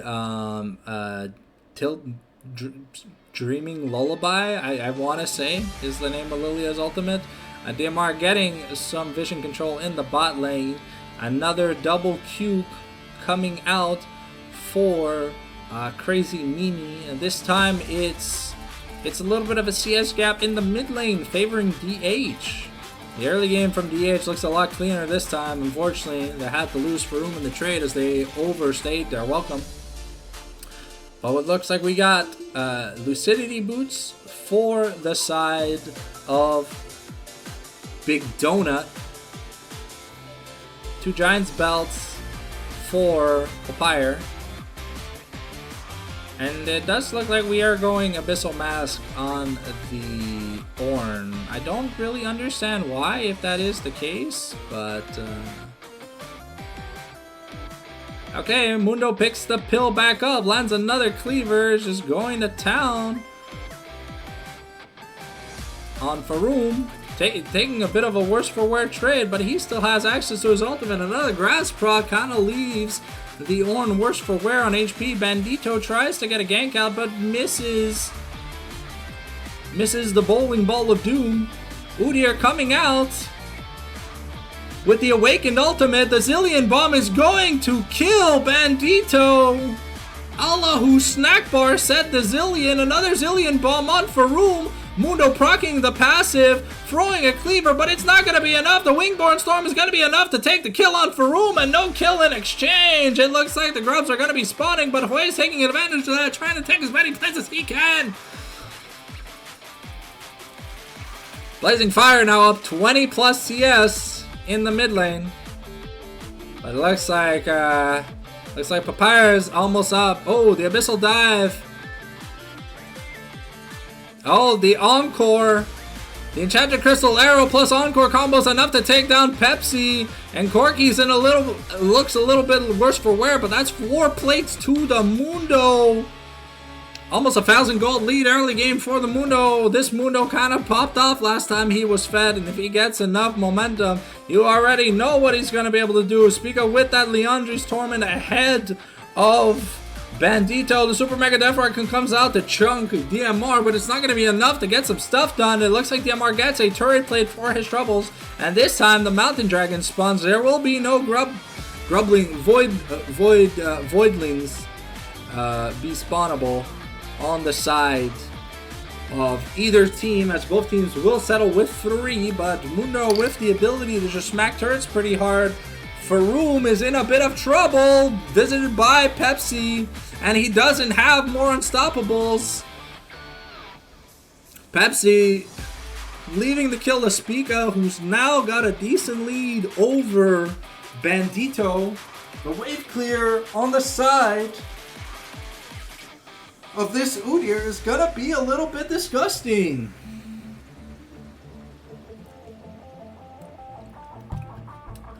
So Pepsi abandoning his 80 carry means that they're going to be falling a little bit short in terms of pressure. The teleport comes out, but will it be enough? It is enough. Looks like the infected cleaver comes out, but that's a lot of damage on the turrets. With 4 plates gone, the next demolish proc is going to be enough to just take it. Bandito taking an opportunity to counter jungle in the enemy jungle. Spots Corky. The Grasping Maw is enough to find the Zillion,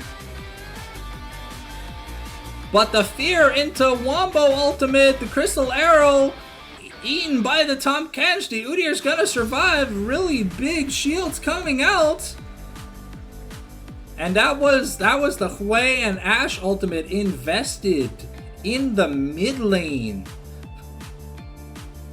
On the other hand, while Zillion does lose his ult, he does get it back like every minute or so, so it's not going to mean much. Unfortunately, Faroum worse for wear, already down 1,000 plus gold, and the only significant lead that Storm has is in their bot lane, almost 1,300 gold up. But Papyr gets another first turret blood, and it's gonna be enough. Faroum trying to make it out is going to flash over the wall, Mundo pops the maximum dosage, but it looks like the Zillion is trying to come find him. Another infected cleaver finds Faroum, but the Call of the Forge God is coming. Bandito is also coming. Is it going to be enough? But it looks like now there's a 2-level deficit in the top lane. Speak of farming up a Storm. There's still a 20 CS deficit in the mid lane and a 15 CS deficit in the bot lane. But this almost 30 CS deficit in the top lane is going to be a problem. Herald is started by UBG. Let's see, we're nearing a 2,000 gold lead in the top lane, and there's not much Faroum can do about it. He went an item that doesn't do anything against this Mundo. The bowling ball misses, but it looks like the Dreaming Lullaby plus the Encore is coming out. The Jinx is going to be safe for now.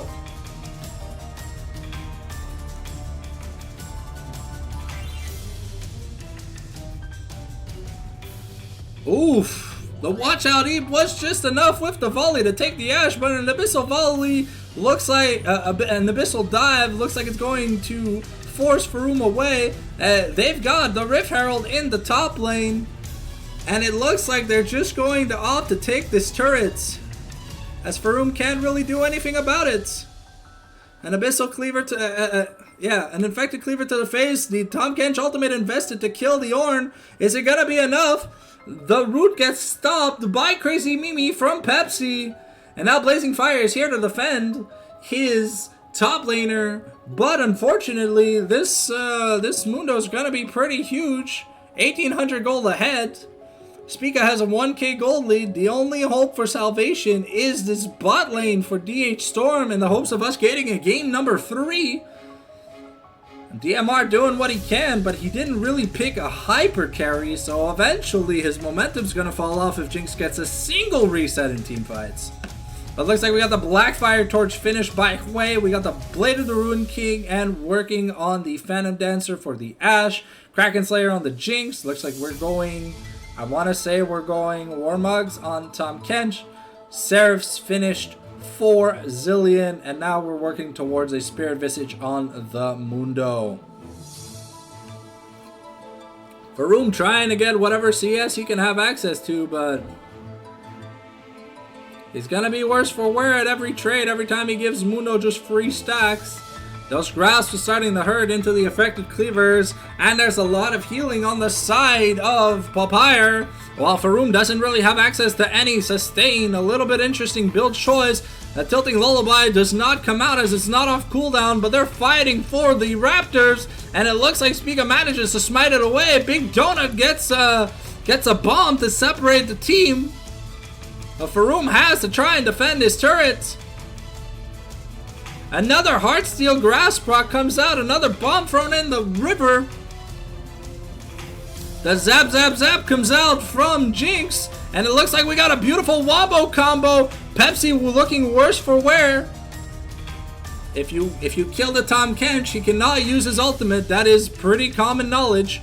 Looks like a double bomb is going to land into the bush, but it's not going to land. An Infected Cleaver goes out, but what's this Udyr gonna do?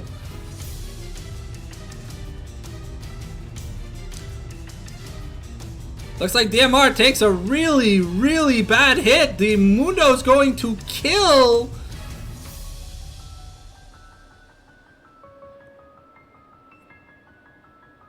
Okay, Bandito's able to take.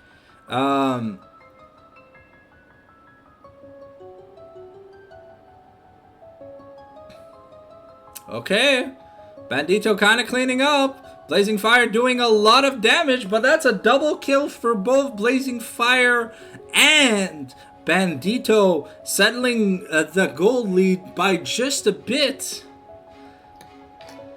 But it looked like a really bad start to a team fight. Mundo being able to walk up and just slap the Jinx, slap the Ashe for about half her HP with a single Heartsteel proc. Mimi almost dies to the Tongue Lash Turret Shot combo. Let's see, some items are starting to be finished. We got a Liandry's for Bandito. Is it gonna be enough? While there is a lot of magic damage, the magic resistance is starting to accrue. for this Mundo. He's got Merc Treads, and now he's looking to get a Spirit Visage. But this way does a lot of damage, looking to go double burn items to deal with the Mundo and Udyr. Udyr has not invested any magic resistance yet. I would have thought Force of Nature would have come out way before Deadman's played. It feels like a little bit of a misplay in terms of item building, but we've got the Swifties on the Udyr. Looks like we are getting, I want to say, the Cosmic Drive for... Looks like Mimi gets caught out. She throws out the Encore, but it's not enough. And the Tongue Lash, oh, the Enchanted Crystal Arrow forces the cleanse from Corki. But here, Papyr gets about half the turret's HP for about 20% of his own HP. It was a really good worse for wear trade on the side of UBG. We are trying to glaze, but we can't glaze what can't be glazed. Looks like, oof.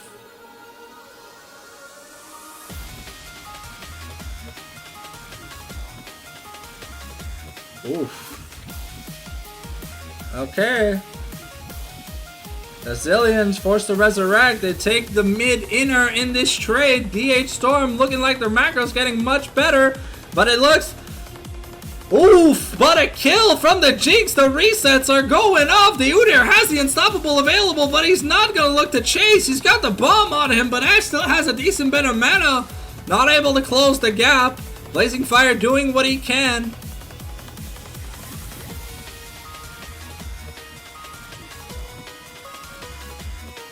Okay.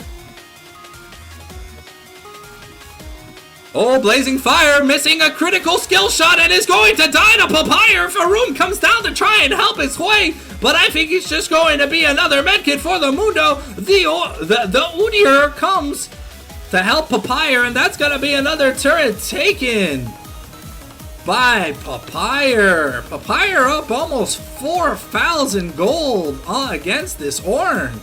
He's going to be huge. That's the Spirit Visage and more. Looks like the Balmy Cinder was finished. No, it looks like we're just going Sunfire Cape. We are not going Hollow Radiance this game.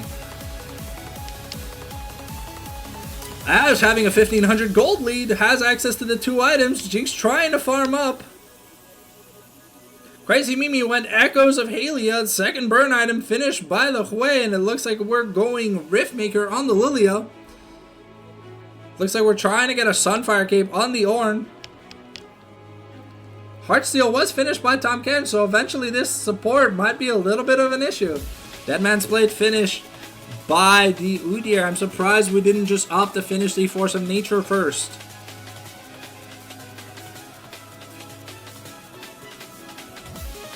It looks like they have vision coverage for the Baron. The second Ocean Dragon is going to be spawning soon, but looks like Papyr just wants to take yet another. Failing that Heartsteel proc, but clearing the wave. The maximum dosage hasn't come off cooldown yet. But it looks like Udyr's pretty fast. They're defending, Storm is defending the T1 outer. The Enchanted Crystal Arrow lands on the Zillion, and it looks like we're getting a flash blazing charge into the Call of the Forge Guard by the Ornn. The Zillion ult procs, but I don't think it's going to be enough to save Big Donuts. It looks like they're just giving a kill over to the Ash at this point. The Tilting Lullaby has been procced on the Udyr. Bandito is trying to find him.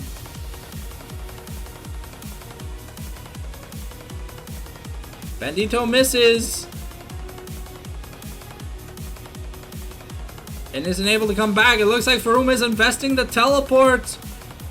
Papyr forced to walk away. The Abyssal, the Tongue Lash into the Zap come in for some poke to try and disengage. But it looks like the side of DH Storm look better in a team fight right now. The third dragon on the table for Storm. Can we get to Soul Point?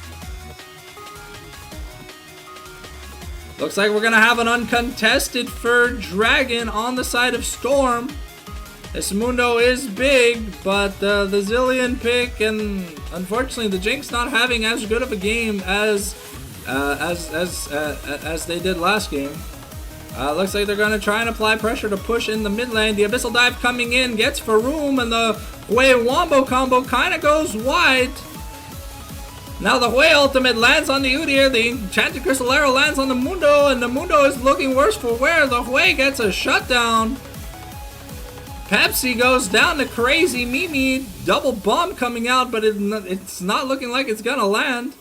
A bowling ball of doom kind of goes wide, but DH Storm win a team fight while defending an objective. And it looks like they're going to be first on the Dragon. The momentum from these better champion picks look decent, but can they keep up the momentum as we get more magic resist items? It looks like the Abyssal Mask has been transformed for the Ornn. Udyr trying to get his way into the pit. He has the flash, but is he going to be too late? It looks like he's going to be denied access. Alright, looks like there was no smite on the side of Bandito. It could have been dangerous for the side of DH Storm had Udyr just flashed in, but maybe he would have traded his life for it. But DH are starting to run out of turrets to defend. And this Jinx now sitting on 2 items is down almost 2,000 gold. But the front line looks a little worse for wear on the side of Storm. If UBG can take a good team fight where the Jinx isn't threatened, I'm pretty sure we can get places. This way is outperforming the Zillion's expectations though, and maybe it looks like we're getting a Shadow Flame or a Death Cap 3rd item. Let's see. Still no Riftmaker for Lilia. Looks like Riftmaker was just picked up. We've got double bomb, but it doesn't land. Does about 10% to Blazing Fire. Yeah, this Big Donut Zillion kind of doesn't really do any damage at this point. It's literally just an ult bot. It looks like Faroum's going to get a trade of turrets. He's going to finally get his first turrets. Down now only 2,000 gold against the Mundo. The Mundo is threatening yet another turret. The Demolish proc comes in and just takes another turret. Back to a 3,000 gold lead in the top lane. But this time, UBG's 80 carry looks kind of worse for wear. The Tom Kench ult is enough to save the Tom Kench. Clutch Chompers are able to save Pepsi. A bowling ball of doom lands on Corki, forcing him to back off. Now Bandito's invading the jungle of Spica. Looks like we're upgrading an item on the side of Ornn. What are we upgrading? It looks like we are upgrading the Riftmaker? No, we are upgrading the Liandry's Torment. They are pinging on the side of UBG that they gotta focus the Ashe. Looks like the red buff was taken for UBG in the jungle of DH Storm. Okay. There's a level lead on the side. Okay, Papyrus kind of going hard on Mimi. But he's got to turn his attention. They got to kill Faroum. But Bandito looks worse for wear. Oof! And that's the heavy hitter from DH Storm going down. The Hue firing off all cylinders. But Bandito going down is pretty bad. Dragon is about to spawn in 56 seconds. Yet, there's 400 stacks on this Mundo's Heartsteel. Let's see, do we have a Sunfire Cape? Or what are we building? Looks like we went Sunfire, probably into Titanic Hydra. Mortal Reminder was finished for DMR. And we've got Crazy Mimi building finishing a Morellonomicon. A Sunfire Cape finish here for Faroum. Fortunately surviving. Mimi not so lucky to survive Mundo's big cleaver slap to the face. Looks like Udyr is going in Abyssal Mask. Next item, I would have expected a Force of Nature, but it is to help the Zillion do a bit more damage, and Udyr do a bit more damage, because right now the Zillion damage output is kind of pathetic. It looks like it is going to be a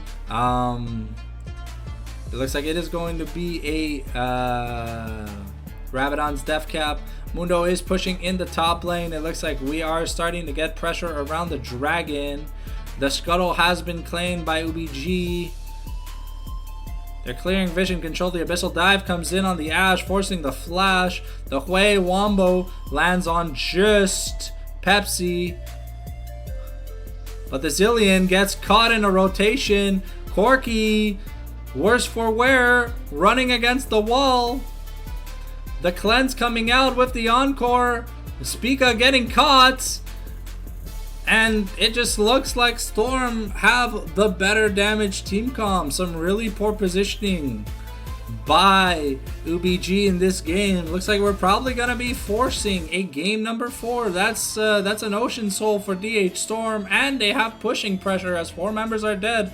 As much as the Mundo is doing hard work, if your AD carry and mid laner are kind of running it down at the speed of sound, there's not much you can do as a fed top laner. Boy, oh boy, do I know how that feels. Alright, looks like the Thornmail was finished. There's an insane amount of anti-heal on the side of Storm, making sure that Mundo isn't too relevant. The Heartsteel by the Tahm Kench might have not been the smartest item. Maybe a Warmogs could have been a better item, I don't know. He only has a single stack on it. Bandito looking to probably finish Azonia's Hourglass next, I want to say, unless he's going like pure damage. But I feel like a defensive item would be pretty smart. Looks like Ash is going to pick up a BF sword and maybe something else. No, Hui finishes the Rabadon's Death Cap. Zonia's Hourglass finished by Bandito. Looks like we got a Fiendish Codex here for Mimi. I don't really know what she's building, but Jinx is going towards the Infinity Edge. But if they don't have room to peel for the Jinx, so the Jinx can do damage, it's going to look bad. Mundo is level 16, but so is Blazing Fire, and Blazing Fire has been putting up a stellar performance. Welcome everyone new to the stream. Game 2 is heating up as UBG tries to crawl back into this game, but so far the overwhelming amounts of magic damage seem to be too much on the side of Storm. I'm surprised the Mundo went Titanic instead of just going like a Calyx or something, because if you could just walk through and ignore the Hui, it looks like DH Storm have started the Baron. The Zilean is teleporting from the bot lane. Okay, looks like it's a poke war. Infected Cleaver goes wide. No ultimates have been committed yet. Okay, so it looks like okay, the Udyr with the speed up does run really fast, but the Enchanted Crystal Arrow comes out onto the Udyr. They're forcing everything, and the Zilean ult manages to save him. The flash away is enough, but it looks like... Oh! Looks like Bandito had found a flank. But he's gonna... Oh! He's gonna get caught on his own flank. The Abyssal Dive to get away, but they're just leaving Corki to die. Spica's gonna die to the burn. And it looks like Mundo's unable to finish Bandito as there's too much healing. Popping over the Blast Cone, but Pepsi reveals his location. Force the flash over the wall. A lot of things happen, but there ain't gonna be no chasing. The Tongue Lash is gonna come out to cancel Faroum's recall. But the Zilean kind of just stuck in the middle of nowhere.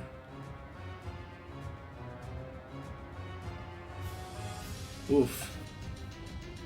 Okay, Crazy Mimi with the supportal combat just murdering the Zilean who was sitting inside their base. Knight's Vow coming out for the Tahm Kench. Infinity Edge finished for the Jinx. Leandri's finished for Zilean. The Abyssal Mass finished for Udyr. And it looks like Mundo's teleporting bot lane, forcing both Faroum and Blazing Fire to stop. The inhib has gone down, but they are trading a Baron for it. Is it gonna be enough?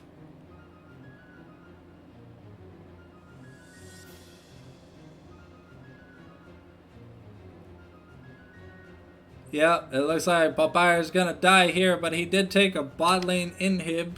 The gold gap is closing for the side of Ornn versus Mundo, but there's still 3,300 gold difference. However, there is a 3,000 gold difference in the mid lane, almost a 2,000 gold difference in both the bot lane and the jungle, and there's also a 2,000 gold difference in the support role, which normally isn't accountable for stuff, but I mean, Mimi's at 3.5, like, is almost 4 items. What was almost full build on his support, and it looks like Blazing Fire are just gonna look to push through bot to end the game. They're stacking a big wave. Another wave is coming through. Fortunately, Corky did not really have much peel. It looks like the game is gonna be ending shortly.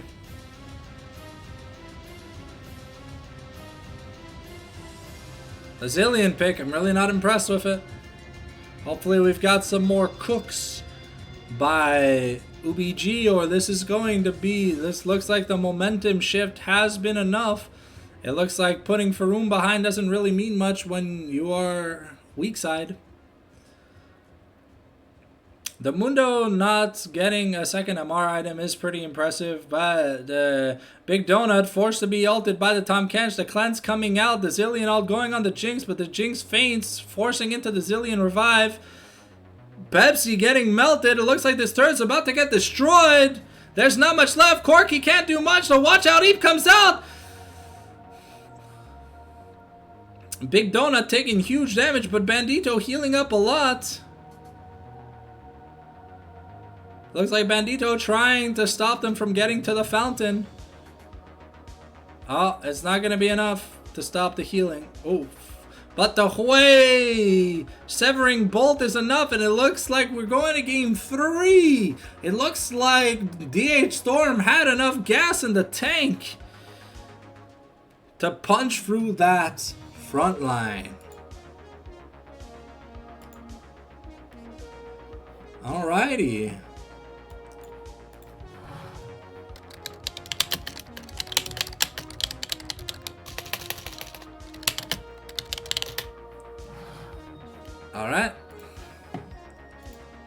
Alright, we are going to be going to game number 3. Let me adjust this scoreboard real quick. Let me jump in the lobby.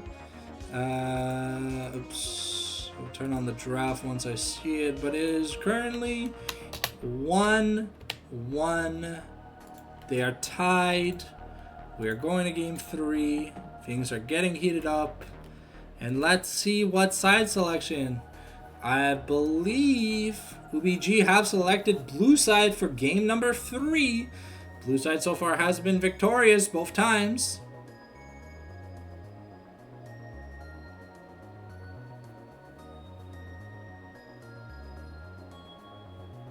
So let's see if it's going to be a 3-peat for 3 wins on blue. What did we think about this game, ladies and gentlemen, for the people actively watching in the chat? Who do we think is going to take it? We're just waiting on... the side of DH Storm to join the lobby, and then I believe we are going to be starting up the draft for game number 3. Sorry, my voice is starting to wear down. Well, welcome anyone new to the live stream. Remember, if you're enjoying what you're watching, drop me a follow or a subscribe over on YouTube. If you prefer to watch vlogs instead, any support is appreciated. I do put a lot of work into these casts, and it's always an honor to be able to represent my organization in the casting department. Got some Super Metroid playing right now. Do we have any Super Metroid fans in the chat?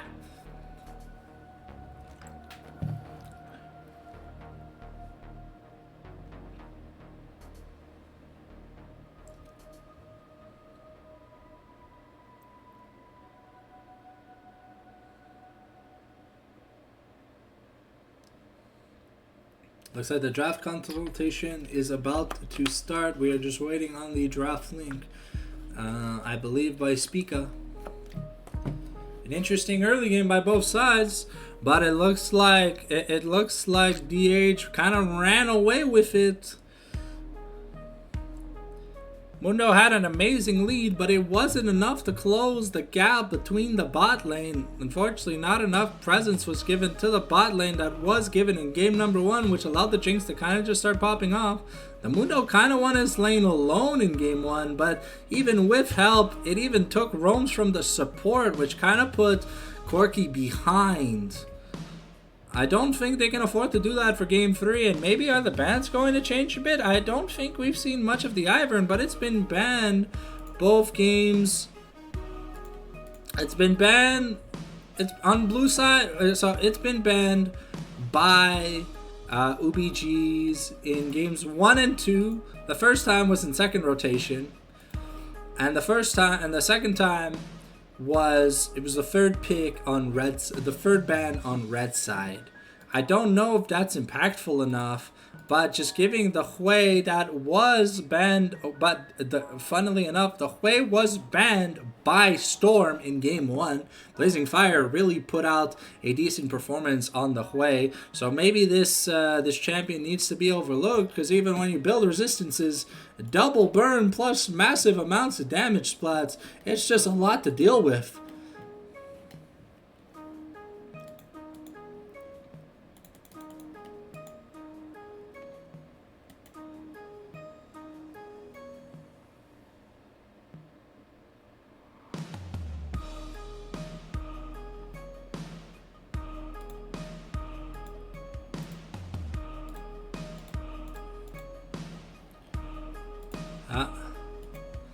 Looks like, yeah. So there's confirmation that UBG is blue side. Is blue side for game number 3, which puts our hometown heroes on red.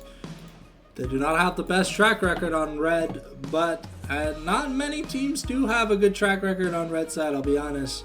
I feel like there can always be a momentum switch, but let's hope we see a good one.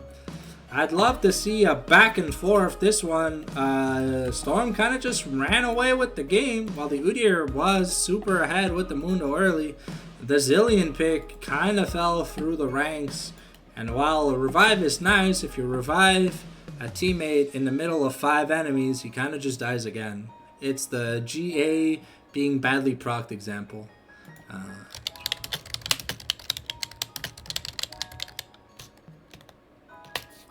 We're just wondering where the draft is. I think they will be dropping it soon.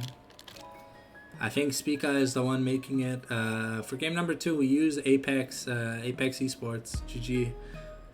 So I think we're going to be using the same thing, as I believe it is a sponsor of the Mamago League. Alright, looks like it's up. Just waiting on confirmation.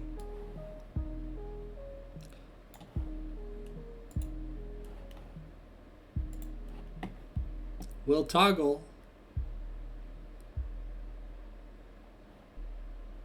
when I get a chance.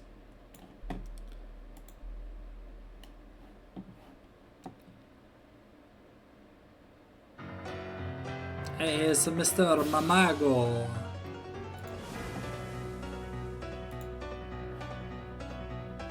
Oh.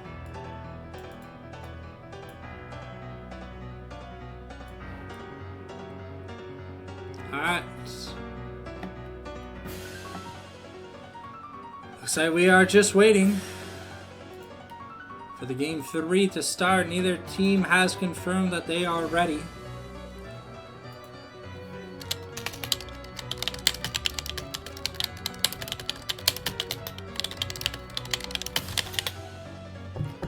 I'm gonna give some compliments to the drafters.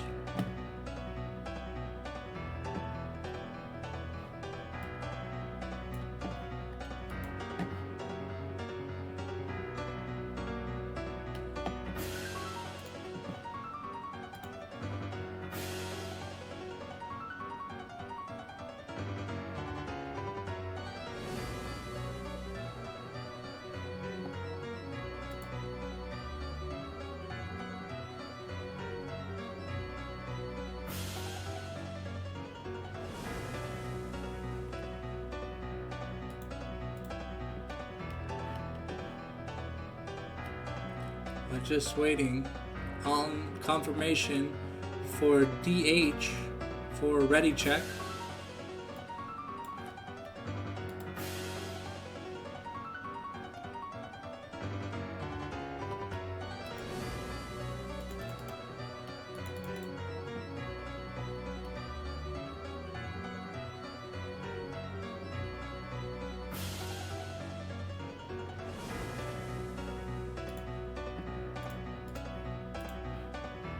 Waiting on the DH confirmation.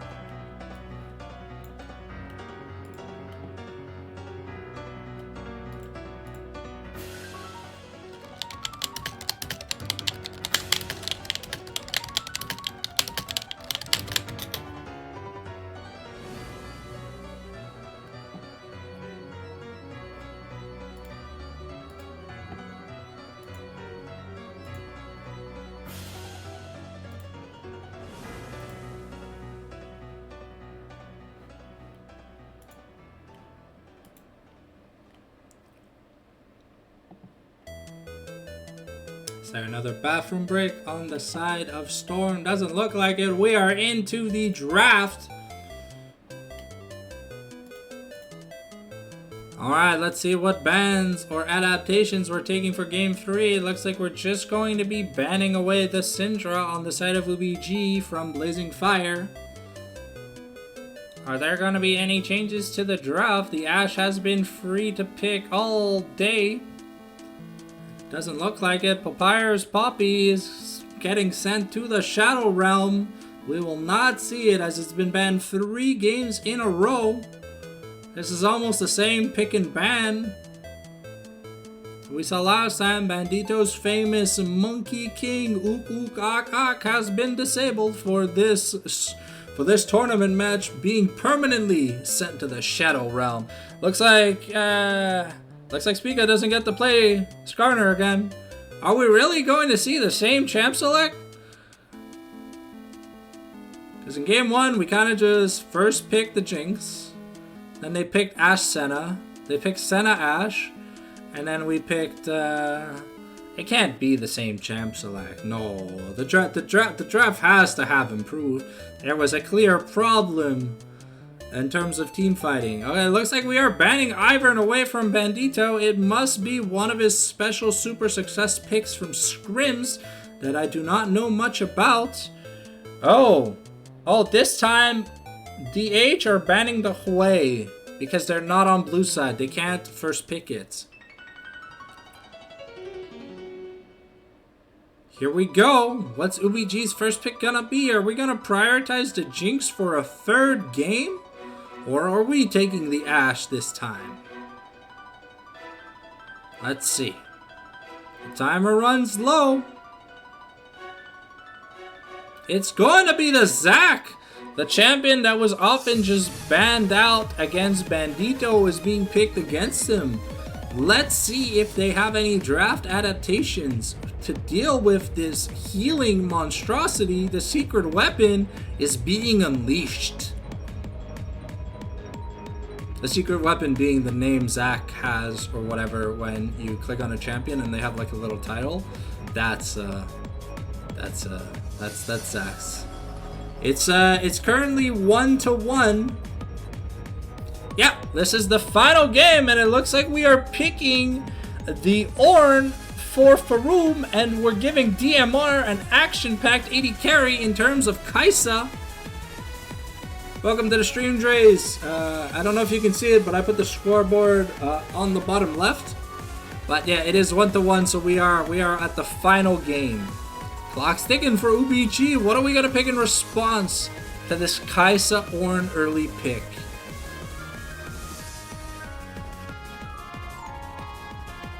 Oh, we're going the Smolder route. Now this could be a flex. It could be a flex with Smolder mid.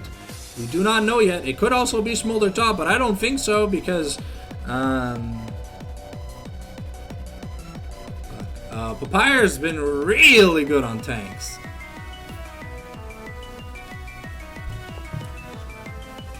But so far, UBG is setting up for an amazing late game.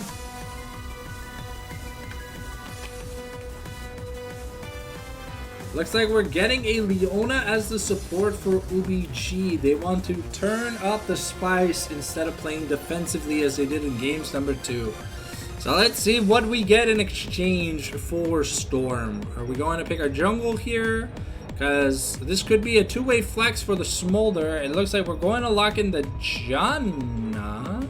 Okay, Janna's pretty decent into Zac.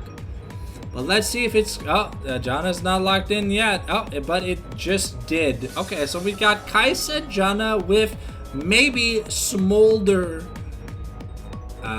Leona. Not the best combo for Smolder, but it looks like we're just banning out more options here for Speak Up. But the Zac has been locked in, so maybe it's a double flex of Zac jungle or top and they do not know about it.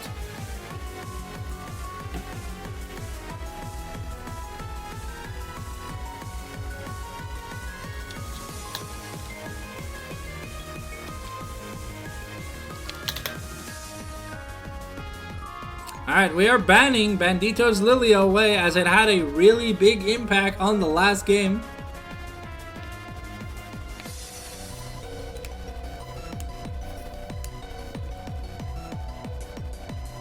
The Anivia being banned away here for UBG. We're banning Yone again. Okay, this time it makes a little bit more sense as to why we're banning Yone. Oh, never mind, it's a Vex pivot. Is there some secret hidden OP meta I'm supposed to know about? Because like there's a lot of people that seem to be favoring the ban of Vex.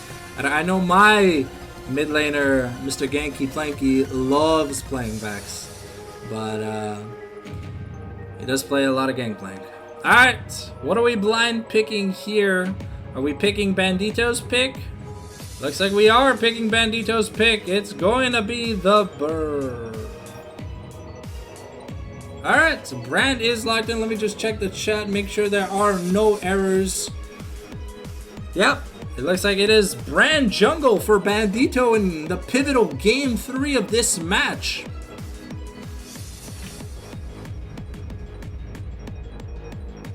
Okay, what are we gonna answer with? Let's find out if this Zac is a jungle pick or if it's top lane. It'd be a little weird if it was top lane, but I feel like it can do really well into Ornn. Oh, we've got a Vladimir. Okay, so this probably secures Smolder's position in the bot lane. I don't really like Smolder Leona, but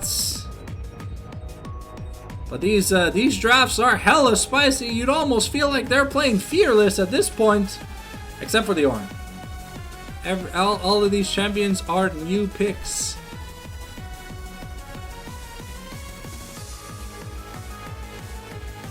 What's going to be the last lock-in? Okay, so it is a Zac top and a Vladimir mid.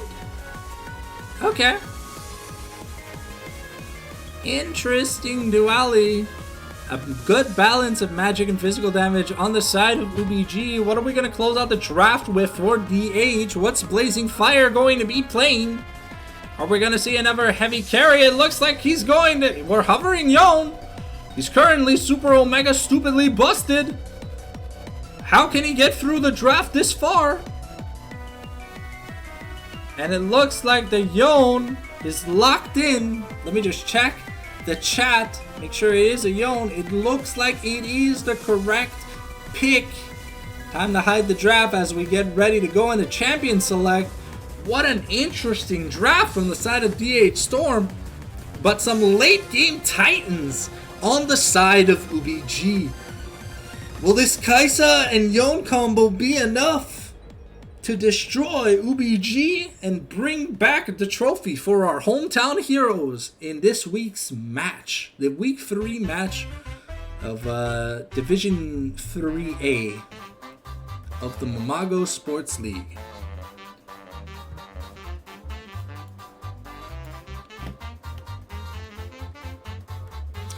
We are about to get into Champion Select, so reminder to get your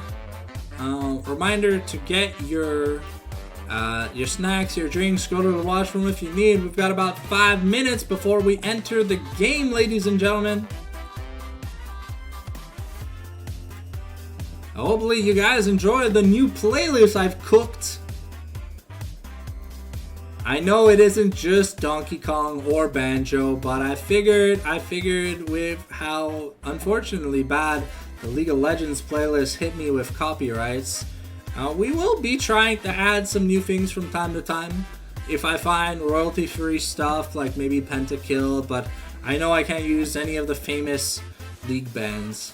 So, unfortunately, there's that, but hopefully you guys enjoy video game music, as Daddy Nintendo is really nice with me.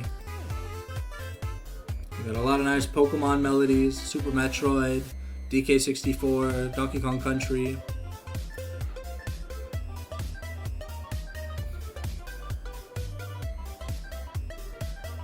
Five-minute delay, just letting you guys know, get your drinks and snacks if you have to. This intense Game 3 is going to be starting shortly.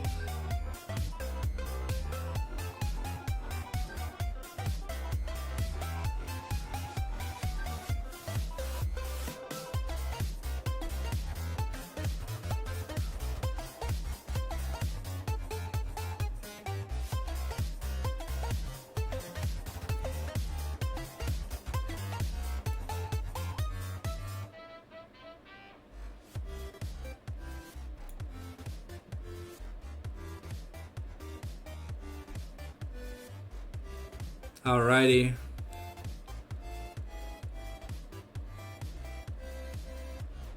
Once the champion select finishes, I will just go grab another water bottle. I can feel my voice cracking up. I've got a packed schedule this week, ladies and gentlemen. And maybe we might even have a game on Tuesday. Who knows?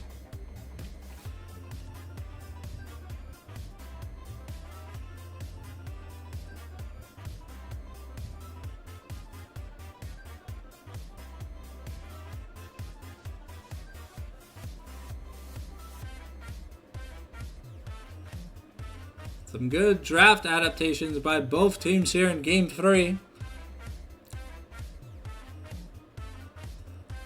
Pivoting heavily on certain picks.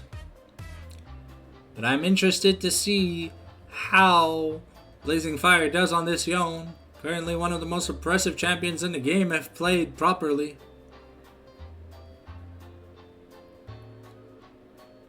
Alrighty, it looks like we're wrapping up Champion Select. I'm going to put the headphones down for a quick second. I'm just going to go get another water bottle, and I'll see you, ladies and gentlemen, in the game or on Spectator Delay, which is starting very, very, very, very shortly.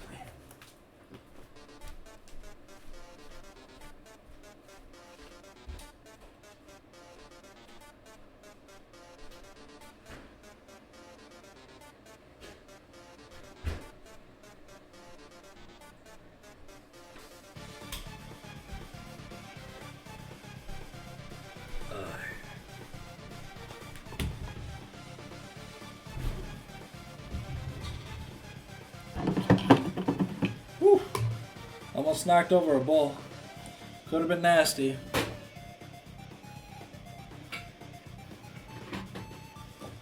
Alright, 4-minute delay for spectating starts now.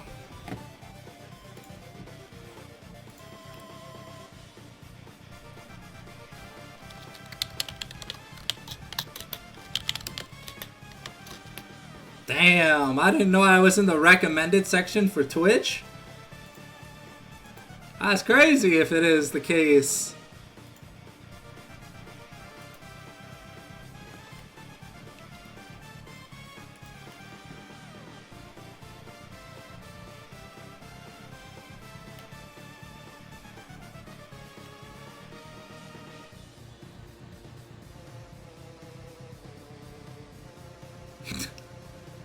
XD, I'm doing better than an e-girl. Let's go.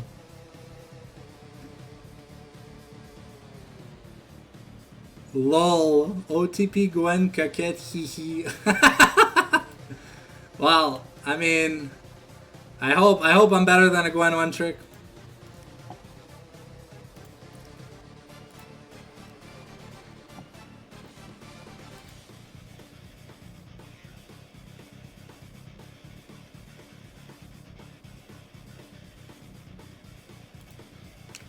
Alright, 2 minutes before we get in the game, ladies and gentlemen.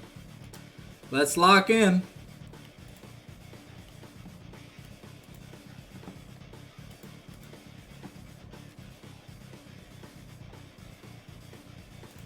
So for the active chatters that I have here, how are we liking the new playlist?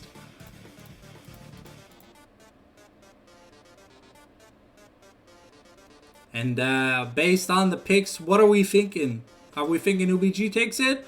Or is the momentum by storm going to be enough to guarantee them a reverse sweep in this best of 3?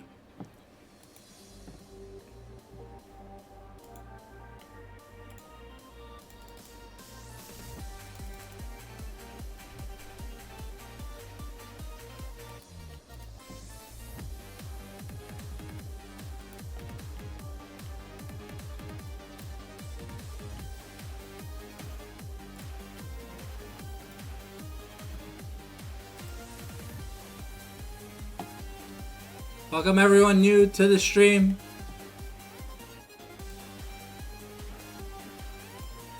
Thank you as always for watching. If you have any questions, please feel free to ask them in the chat. I'll do my best to answer as many as I can before we get in the game or during the game if there's not much action.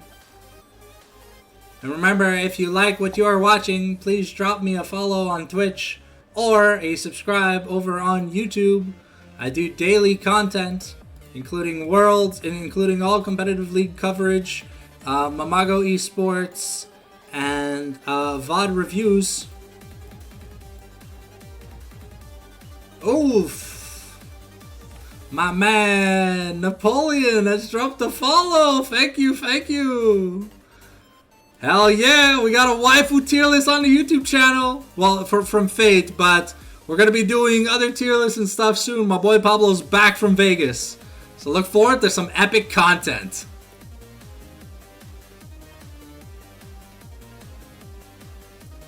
Hey, welcome to the chat, Elias.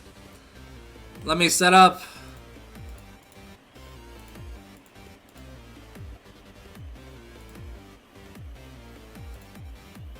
I will be working on some emotes soon for you guys.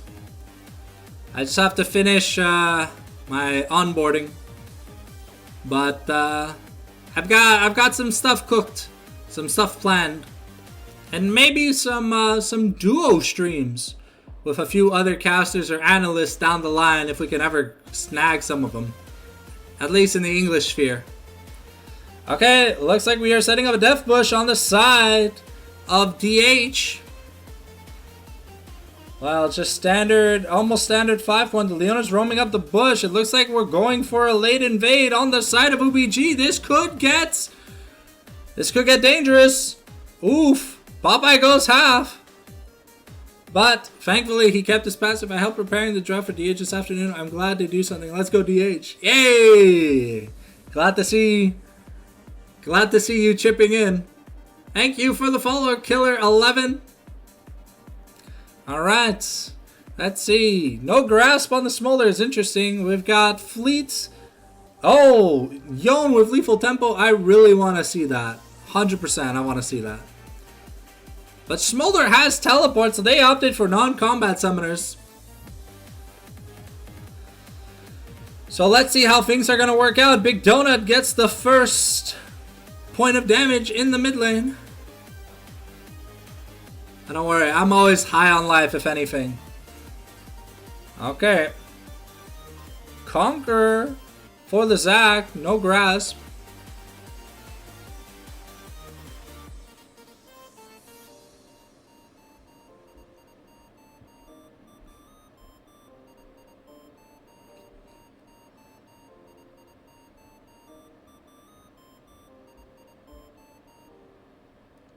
We've got a little bit of a safe-ish early game. Faroum trying to apply some pressure, but in the tank-tank matchup, it's a little hard to get some stuff done early. Ooh, a nice Zac Q coming out. But Popeye turns out worse for wear. That percent health damage early against the Zac is pretty bad, and Zac doesn't have access to flash. Ooh, a beautiful Sanguine Pool to stop the Yon Q3 from coming out, but Vladimir ends up worse for wear. Has a lot of damage going down. Smolder doing his best to farm up some stacks. Faroum bullying the Zac for the first time this matchup.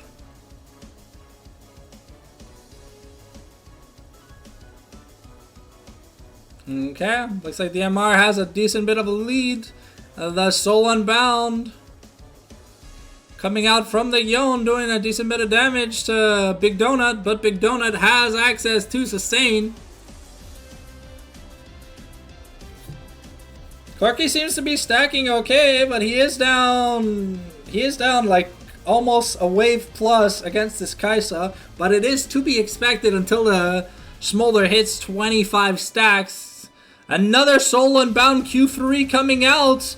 The Sanguine Pool comes out, dealing a lot of damage, almost killing Big Donut. The final pot has to be chugged through. Faroum getting some really good damage. The Elastic Slingshot comes out by Papyr, but without access to Grasp. Some of these trades are a little bit worse for wear, but that Conqueror is going to be stacking up. But this Yon, unfortunately, is down almost 20 CS. Taking a turret shot, Blazing Fire is worse for wear at the end of it. The Blazing Charge comes out to pop the little Zac blobbies. Oof. The Oran Q coming out, it's doing a lot of damage. Without access to Flash, the Zac is a little oof.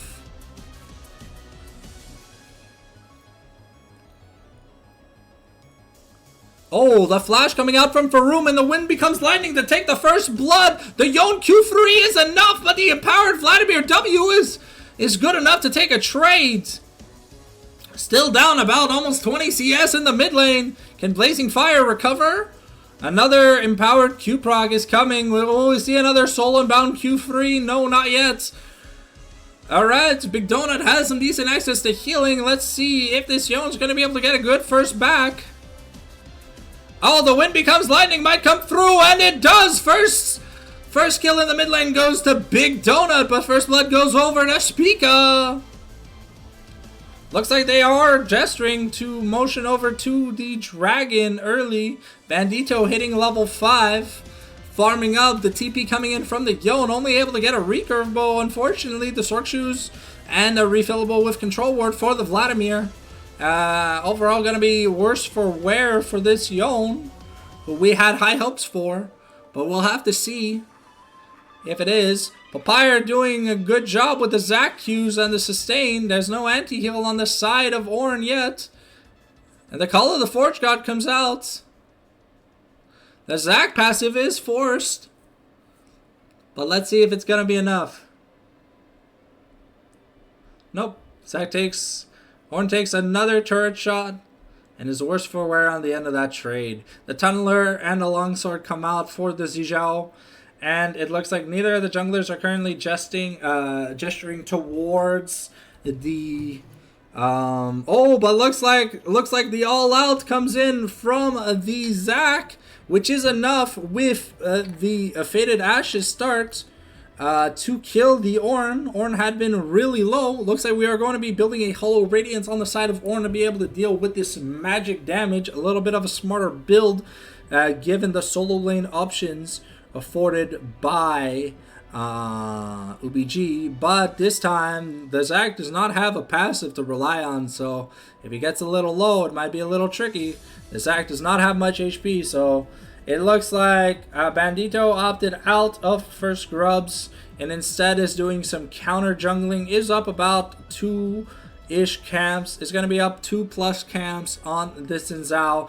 But the first 3 grubs are pretty big in terms of money. And if I press X, looks like there's a few hundred gold lead in some of the lanes, but almost an 800 gold lead for the mid lane here. What's worrying is that bot lane is doing pretty decent. Alright, Papyr dodges the pillar.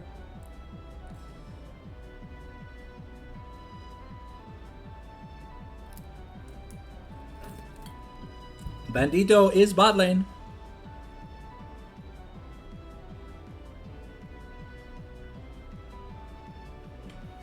Okay, Crazy Mimi almost dies. Oh, gets the revenge kill on DMR, and DMR almost goes down to the Smolder. But the Vladimir is popping the ghost. DMR is not safe. The Killer Instinct was invested. Looks like the Sanguine Pool is gonna be enough. The Fate Sealed. Oh!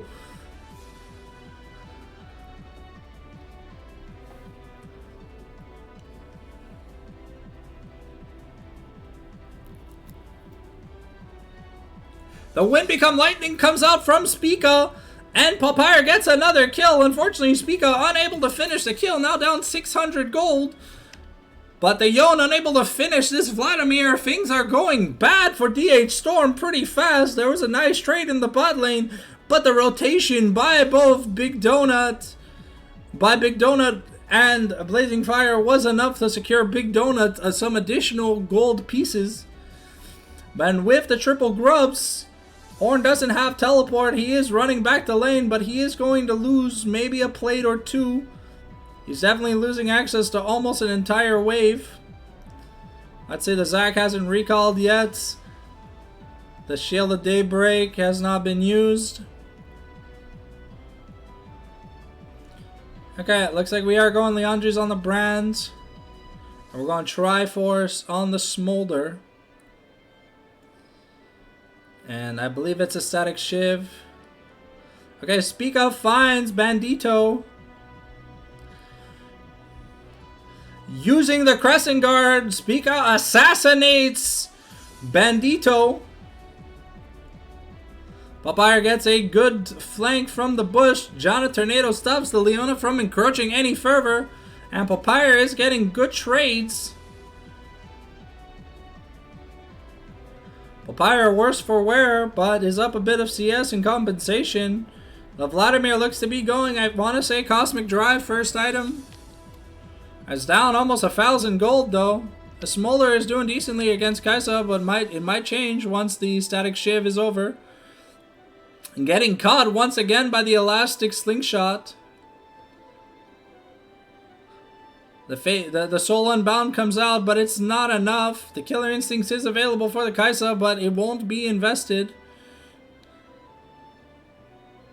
Papyr. Oh, looks like the Let's Bounce comes out, and it's enough to kill Faroum. And Faroum is worse for wear. DMR gets a turret plate in exchange, though. But Faroum is falling behind faster and faster. The momentum is draining from the eyes of Storm. Bandito is mid to help against Big Donut. The Fate Sealed lands, and the Empowered Q isn't going to be enough to save Big Donut. Big Donut goes down, but now Bandito, about to walk into the Wind Becomes Lightning into the Leona EQ, forced to flash away. The Leona ultimate comes out. Wind Becomes Lightning tags Bandito once again, and it's enough to assassinate. It's enough to assassinate Bandito. Spica is on a killing spree. Leandri's and double Ruby Crystal picked up for the Zac. Interrupting the recall. It looks like we're giving up second grub rotation. Okay, Faroum gets access to 2 plates in exchange, though. Might help. I don't think Bandito can give up 2 dragons and 6 grubs. He's gonna have to make a play and decide. But he doesn't really have much prio, so it looks like he's going to just opt to farm his wolves instead. Now, it looks like UBG is rapidly pacing towards the grubs, and so is Bandito. The Yon teleport comes in through the mid lane. The Call of Forge God is called onto Papyr, but the Zac Q is enough. Is there a slingshot into Let's Bounce combo? It looks like there is a slingshot, and the Let's Bounce is enough to kill the Ornn once again. 0-5 with a Hollow Radiance, but things are going from bad to worse. There isn't much that Faroum can do. Unfortunately, being taken advantage of in all these matchups. The King of Weak Side. It's like 369 rolling 3-3-3 instead of 9-9-9. an objective macro dominance from the side of UBG. Are the nerves... Oh, okay. Oof, the blast cone powered by Big Donut. I thought Bandito was going to try and take that, but looks like he's just opting to power farm some more instead. Really one of the only hopes. This Yon has caught up in... is almost caught up in CS, but now the drastic difference in the top lane, 1,500 gold difference, is pretty huge. The Smolder is doing good for himself, getting access to his first item. A Triforce is still a good item. But this Ornn is struggling, brother. Alright, another Soul Unbound comes out from the Yon, but it fails to connect as the Sanguine Pool is just too strong. The cooldown on it is ridiculously low. Looks like we got Sundered Sky for our main man, Zini Zhao, and we're going Rocket Belt? Is that a Rocket Belt for Vladimir? I don't know if it's a Rocket Belt or a Cosmic Drive. I think both build out of it, but I think Cosmic Drive might be Fiendish Codex instead. Okay, the Soul Unbound comes out. The Soul Unbound comes out for the Yon, but it's not enough to clutch the kill on Big Donut. Big Donut has big access to healing, and Big Donut is gonna do that. There's almost a 2-level difference in the top lane.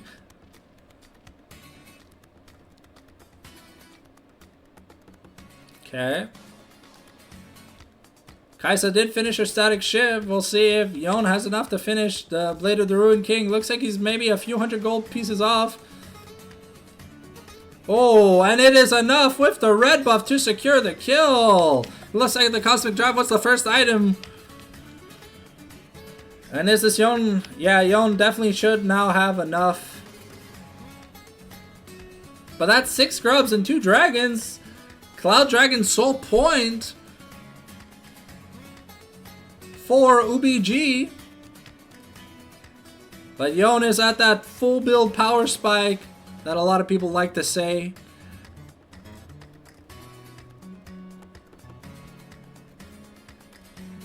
Okay, Papyrus is having a hard time healing, but it looks like Faroum is getting 3-man ganked. The Leona ult comes out, Zac has the passive, and they just pop the turret instead. It looks like the Rift Herald is available, but I think we're seeing a teleport by Corki into the bot lane to defend. But there are 3 people bot lane. Is Corki able to clear the wave? Oh, DMR is worse for wear on this trade.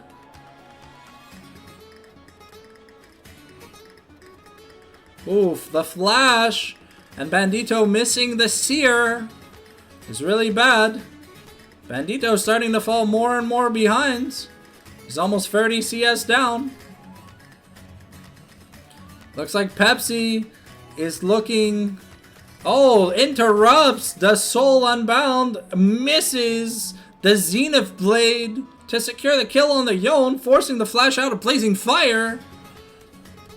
Looks like Ornn got a Bramble Vest. Looks like Rift Herald has been taken. Complete objective macro dominance. Looks like we're resetting for the Xin Zhao. We've got a Tunneler, we got Pickaxe and Merc Treads with Ruby Crystal Longsword. Some components being picked up. Kaisa is getting close to finishing her Jinsu's Rage Blade, but unfortunately, Papyr is going to be a pretty big menace. He's already 2,000 gold up, and he looks to be pretty decently tanky. Doesn't have any stats right now, but without anti-heals, Zac just heals for days.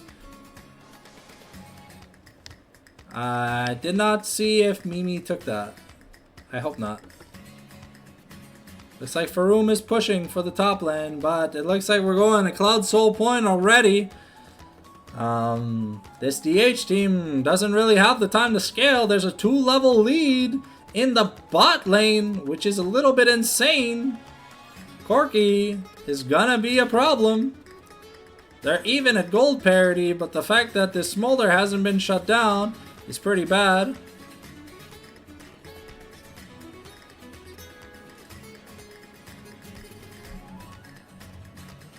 Papyr just bullying Faroum.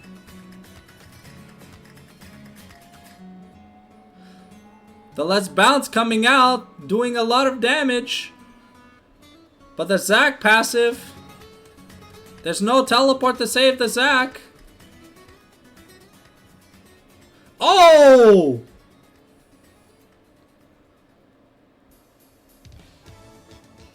Bandito getting a shutdown though, but he's going to die in exchange. They lose the T1 mid. Mom is called out to clear the wave. The Killer Instincts is reinvested. The Hemoplague comes out. Oof, but the Tides of Blood are enough. The Janna doesn't really have any damage at this point. The Yone is there to kill Big Donut. But the Ornn being 0 for 7 is pretty bad. The Fate Sealed comes out, but Corgi just living by the skin of his teeth. But Brand is now with 2 items without Rylai's and Liandry's.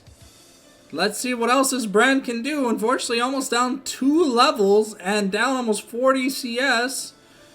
Bandito and Blazing Fire are the real hopes right now for this team. It looks like the Yone is opting to go for the crit item second, so I think we're going to see a Immortal Shield Bow.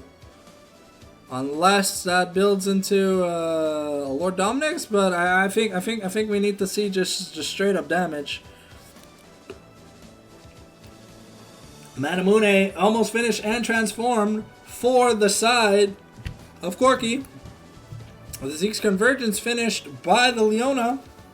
Janna finished in Echoes of Helia, and Kai'Sa still doesn't have their Jinsu's Rage Blade. Unfortunately, he's starting to fall really behind. Almost 1,000 gold behind, 2 levels. Alright, Smolder has hit the 125 mark. Blazing Fire not able to connect any of his crowd control with the Yone whilst his soul's unbound on the Corki, moving a bit too fast.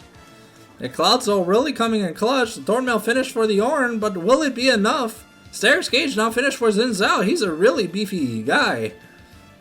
Manamune transformed. It looks like we might be getting the Shadow Flame or a Storm Surge for Vladimir? I'm not too sure.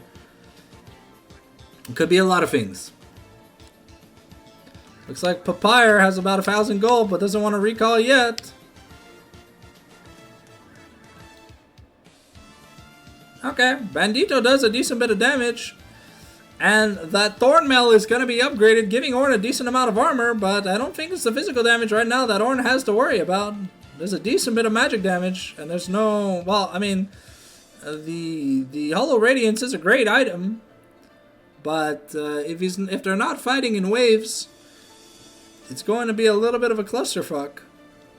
We've got the Slightly Magical Boots finally appearing for Bandito, not being the recipient of a lot of takedowns. The Smolder is starting to stack and do a lot.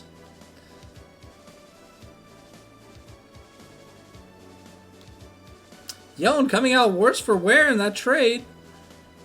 And now they're denying camps away from Bandito. A little bit of a rough game, unfortunately. The Jinsu's Rage Blade finished for Kai'Sa, but they already took the mid-inner turrets. Now we're at the inhibs.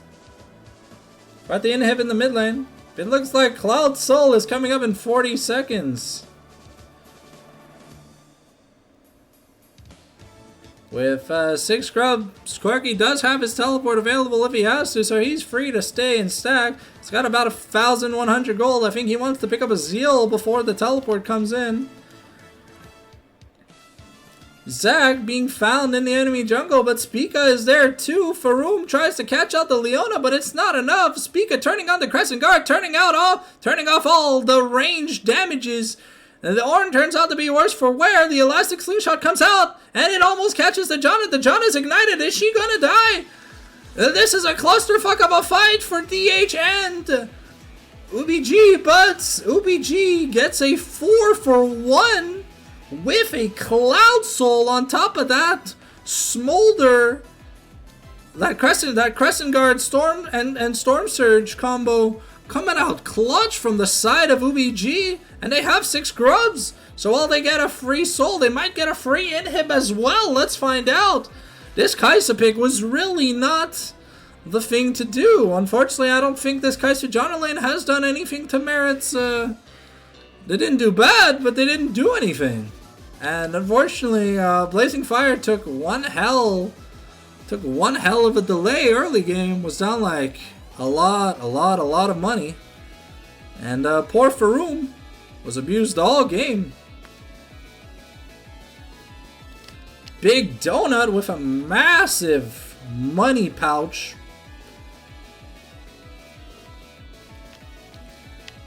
We're currently at a almost 8,000 gold deficit, about 7,000 gold deficit.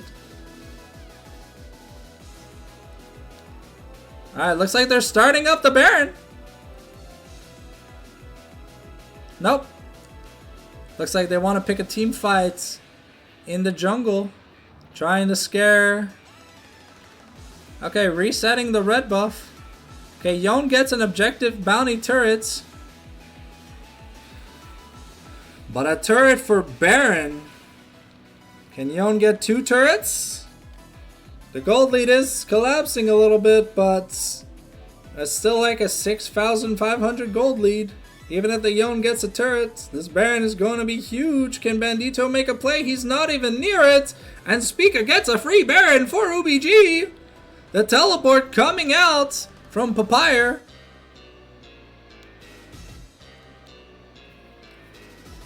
A nice Q3 from the Yon is able to stop Papyr from annihilating the Yon. I think at this point the Yon kind of would have just died.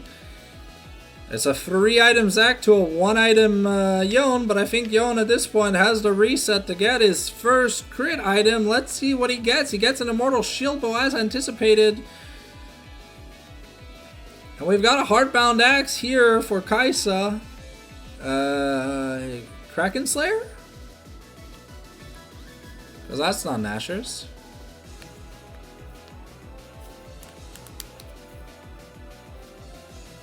Okay, Papyr is fighting Blazing Fire. The Call of the Forge God gets called up top lane and it knocks some people up, but is it enough? No, the Crescent Guard just kind of goes wild. Big Donut is pretty big, still holding on to the Hemo Plague.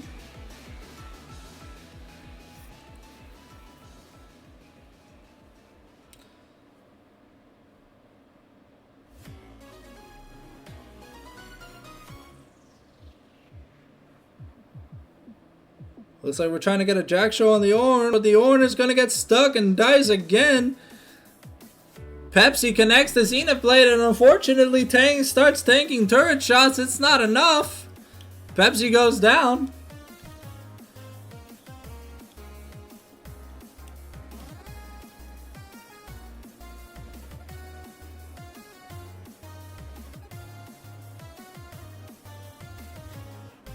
It looks like the Zac passive is going to come through. But that's another outer turret. That's another inner turret for the side of UBG.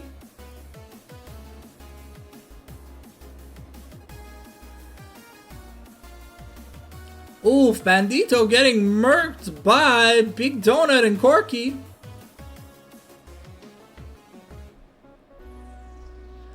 And that's the top inhib turret gone. Blazing Fire looking to try and make a play. The Fate sealed into absolutely nothing. The Elastic Slingshot is gonna go ham. Crazy Mimi getting caught out. Then annihilated by the wind becomes lightning. The Sanguine Pool comes out. The Hemo Plague is down. And the Storm Surge is going to kill the Yon. The healing is not enough to save the Vladimir. But what a really bad team fight from the side of Storm. Unfortunately, the momentum was not enough to carry through.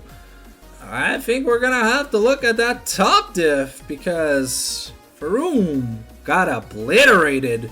And that's the end of the game, ladies and gentlemen. UBG takes it 2-1. As always, I want to thank you guys for watching the stream, the entirety of the cast. If you were there, thank you very much. The VOD will be up tomorrow morning at 10 a.m. Eastern Standard Time. And I will be live tomorrow at, I believe it's 7:30 for DH, OGDH versus the Chiefs. A very exciting matchup to watch for sure. But thank you guys for watching as always. I'll be back tomorrow night with another intense game. Thanks for watching, and I'll see y'all on the flip side.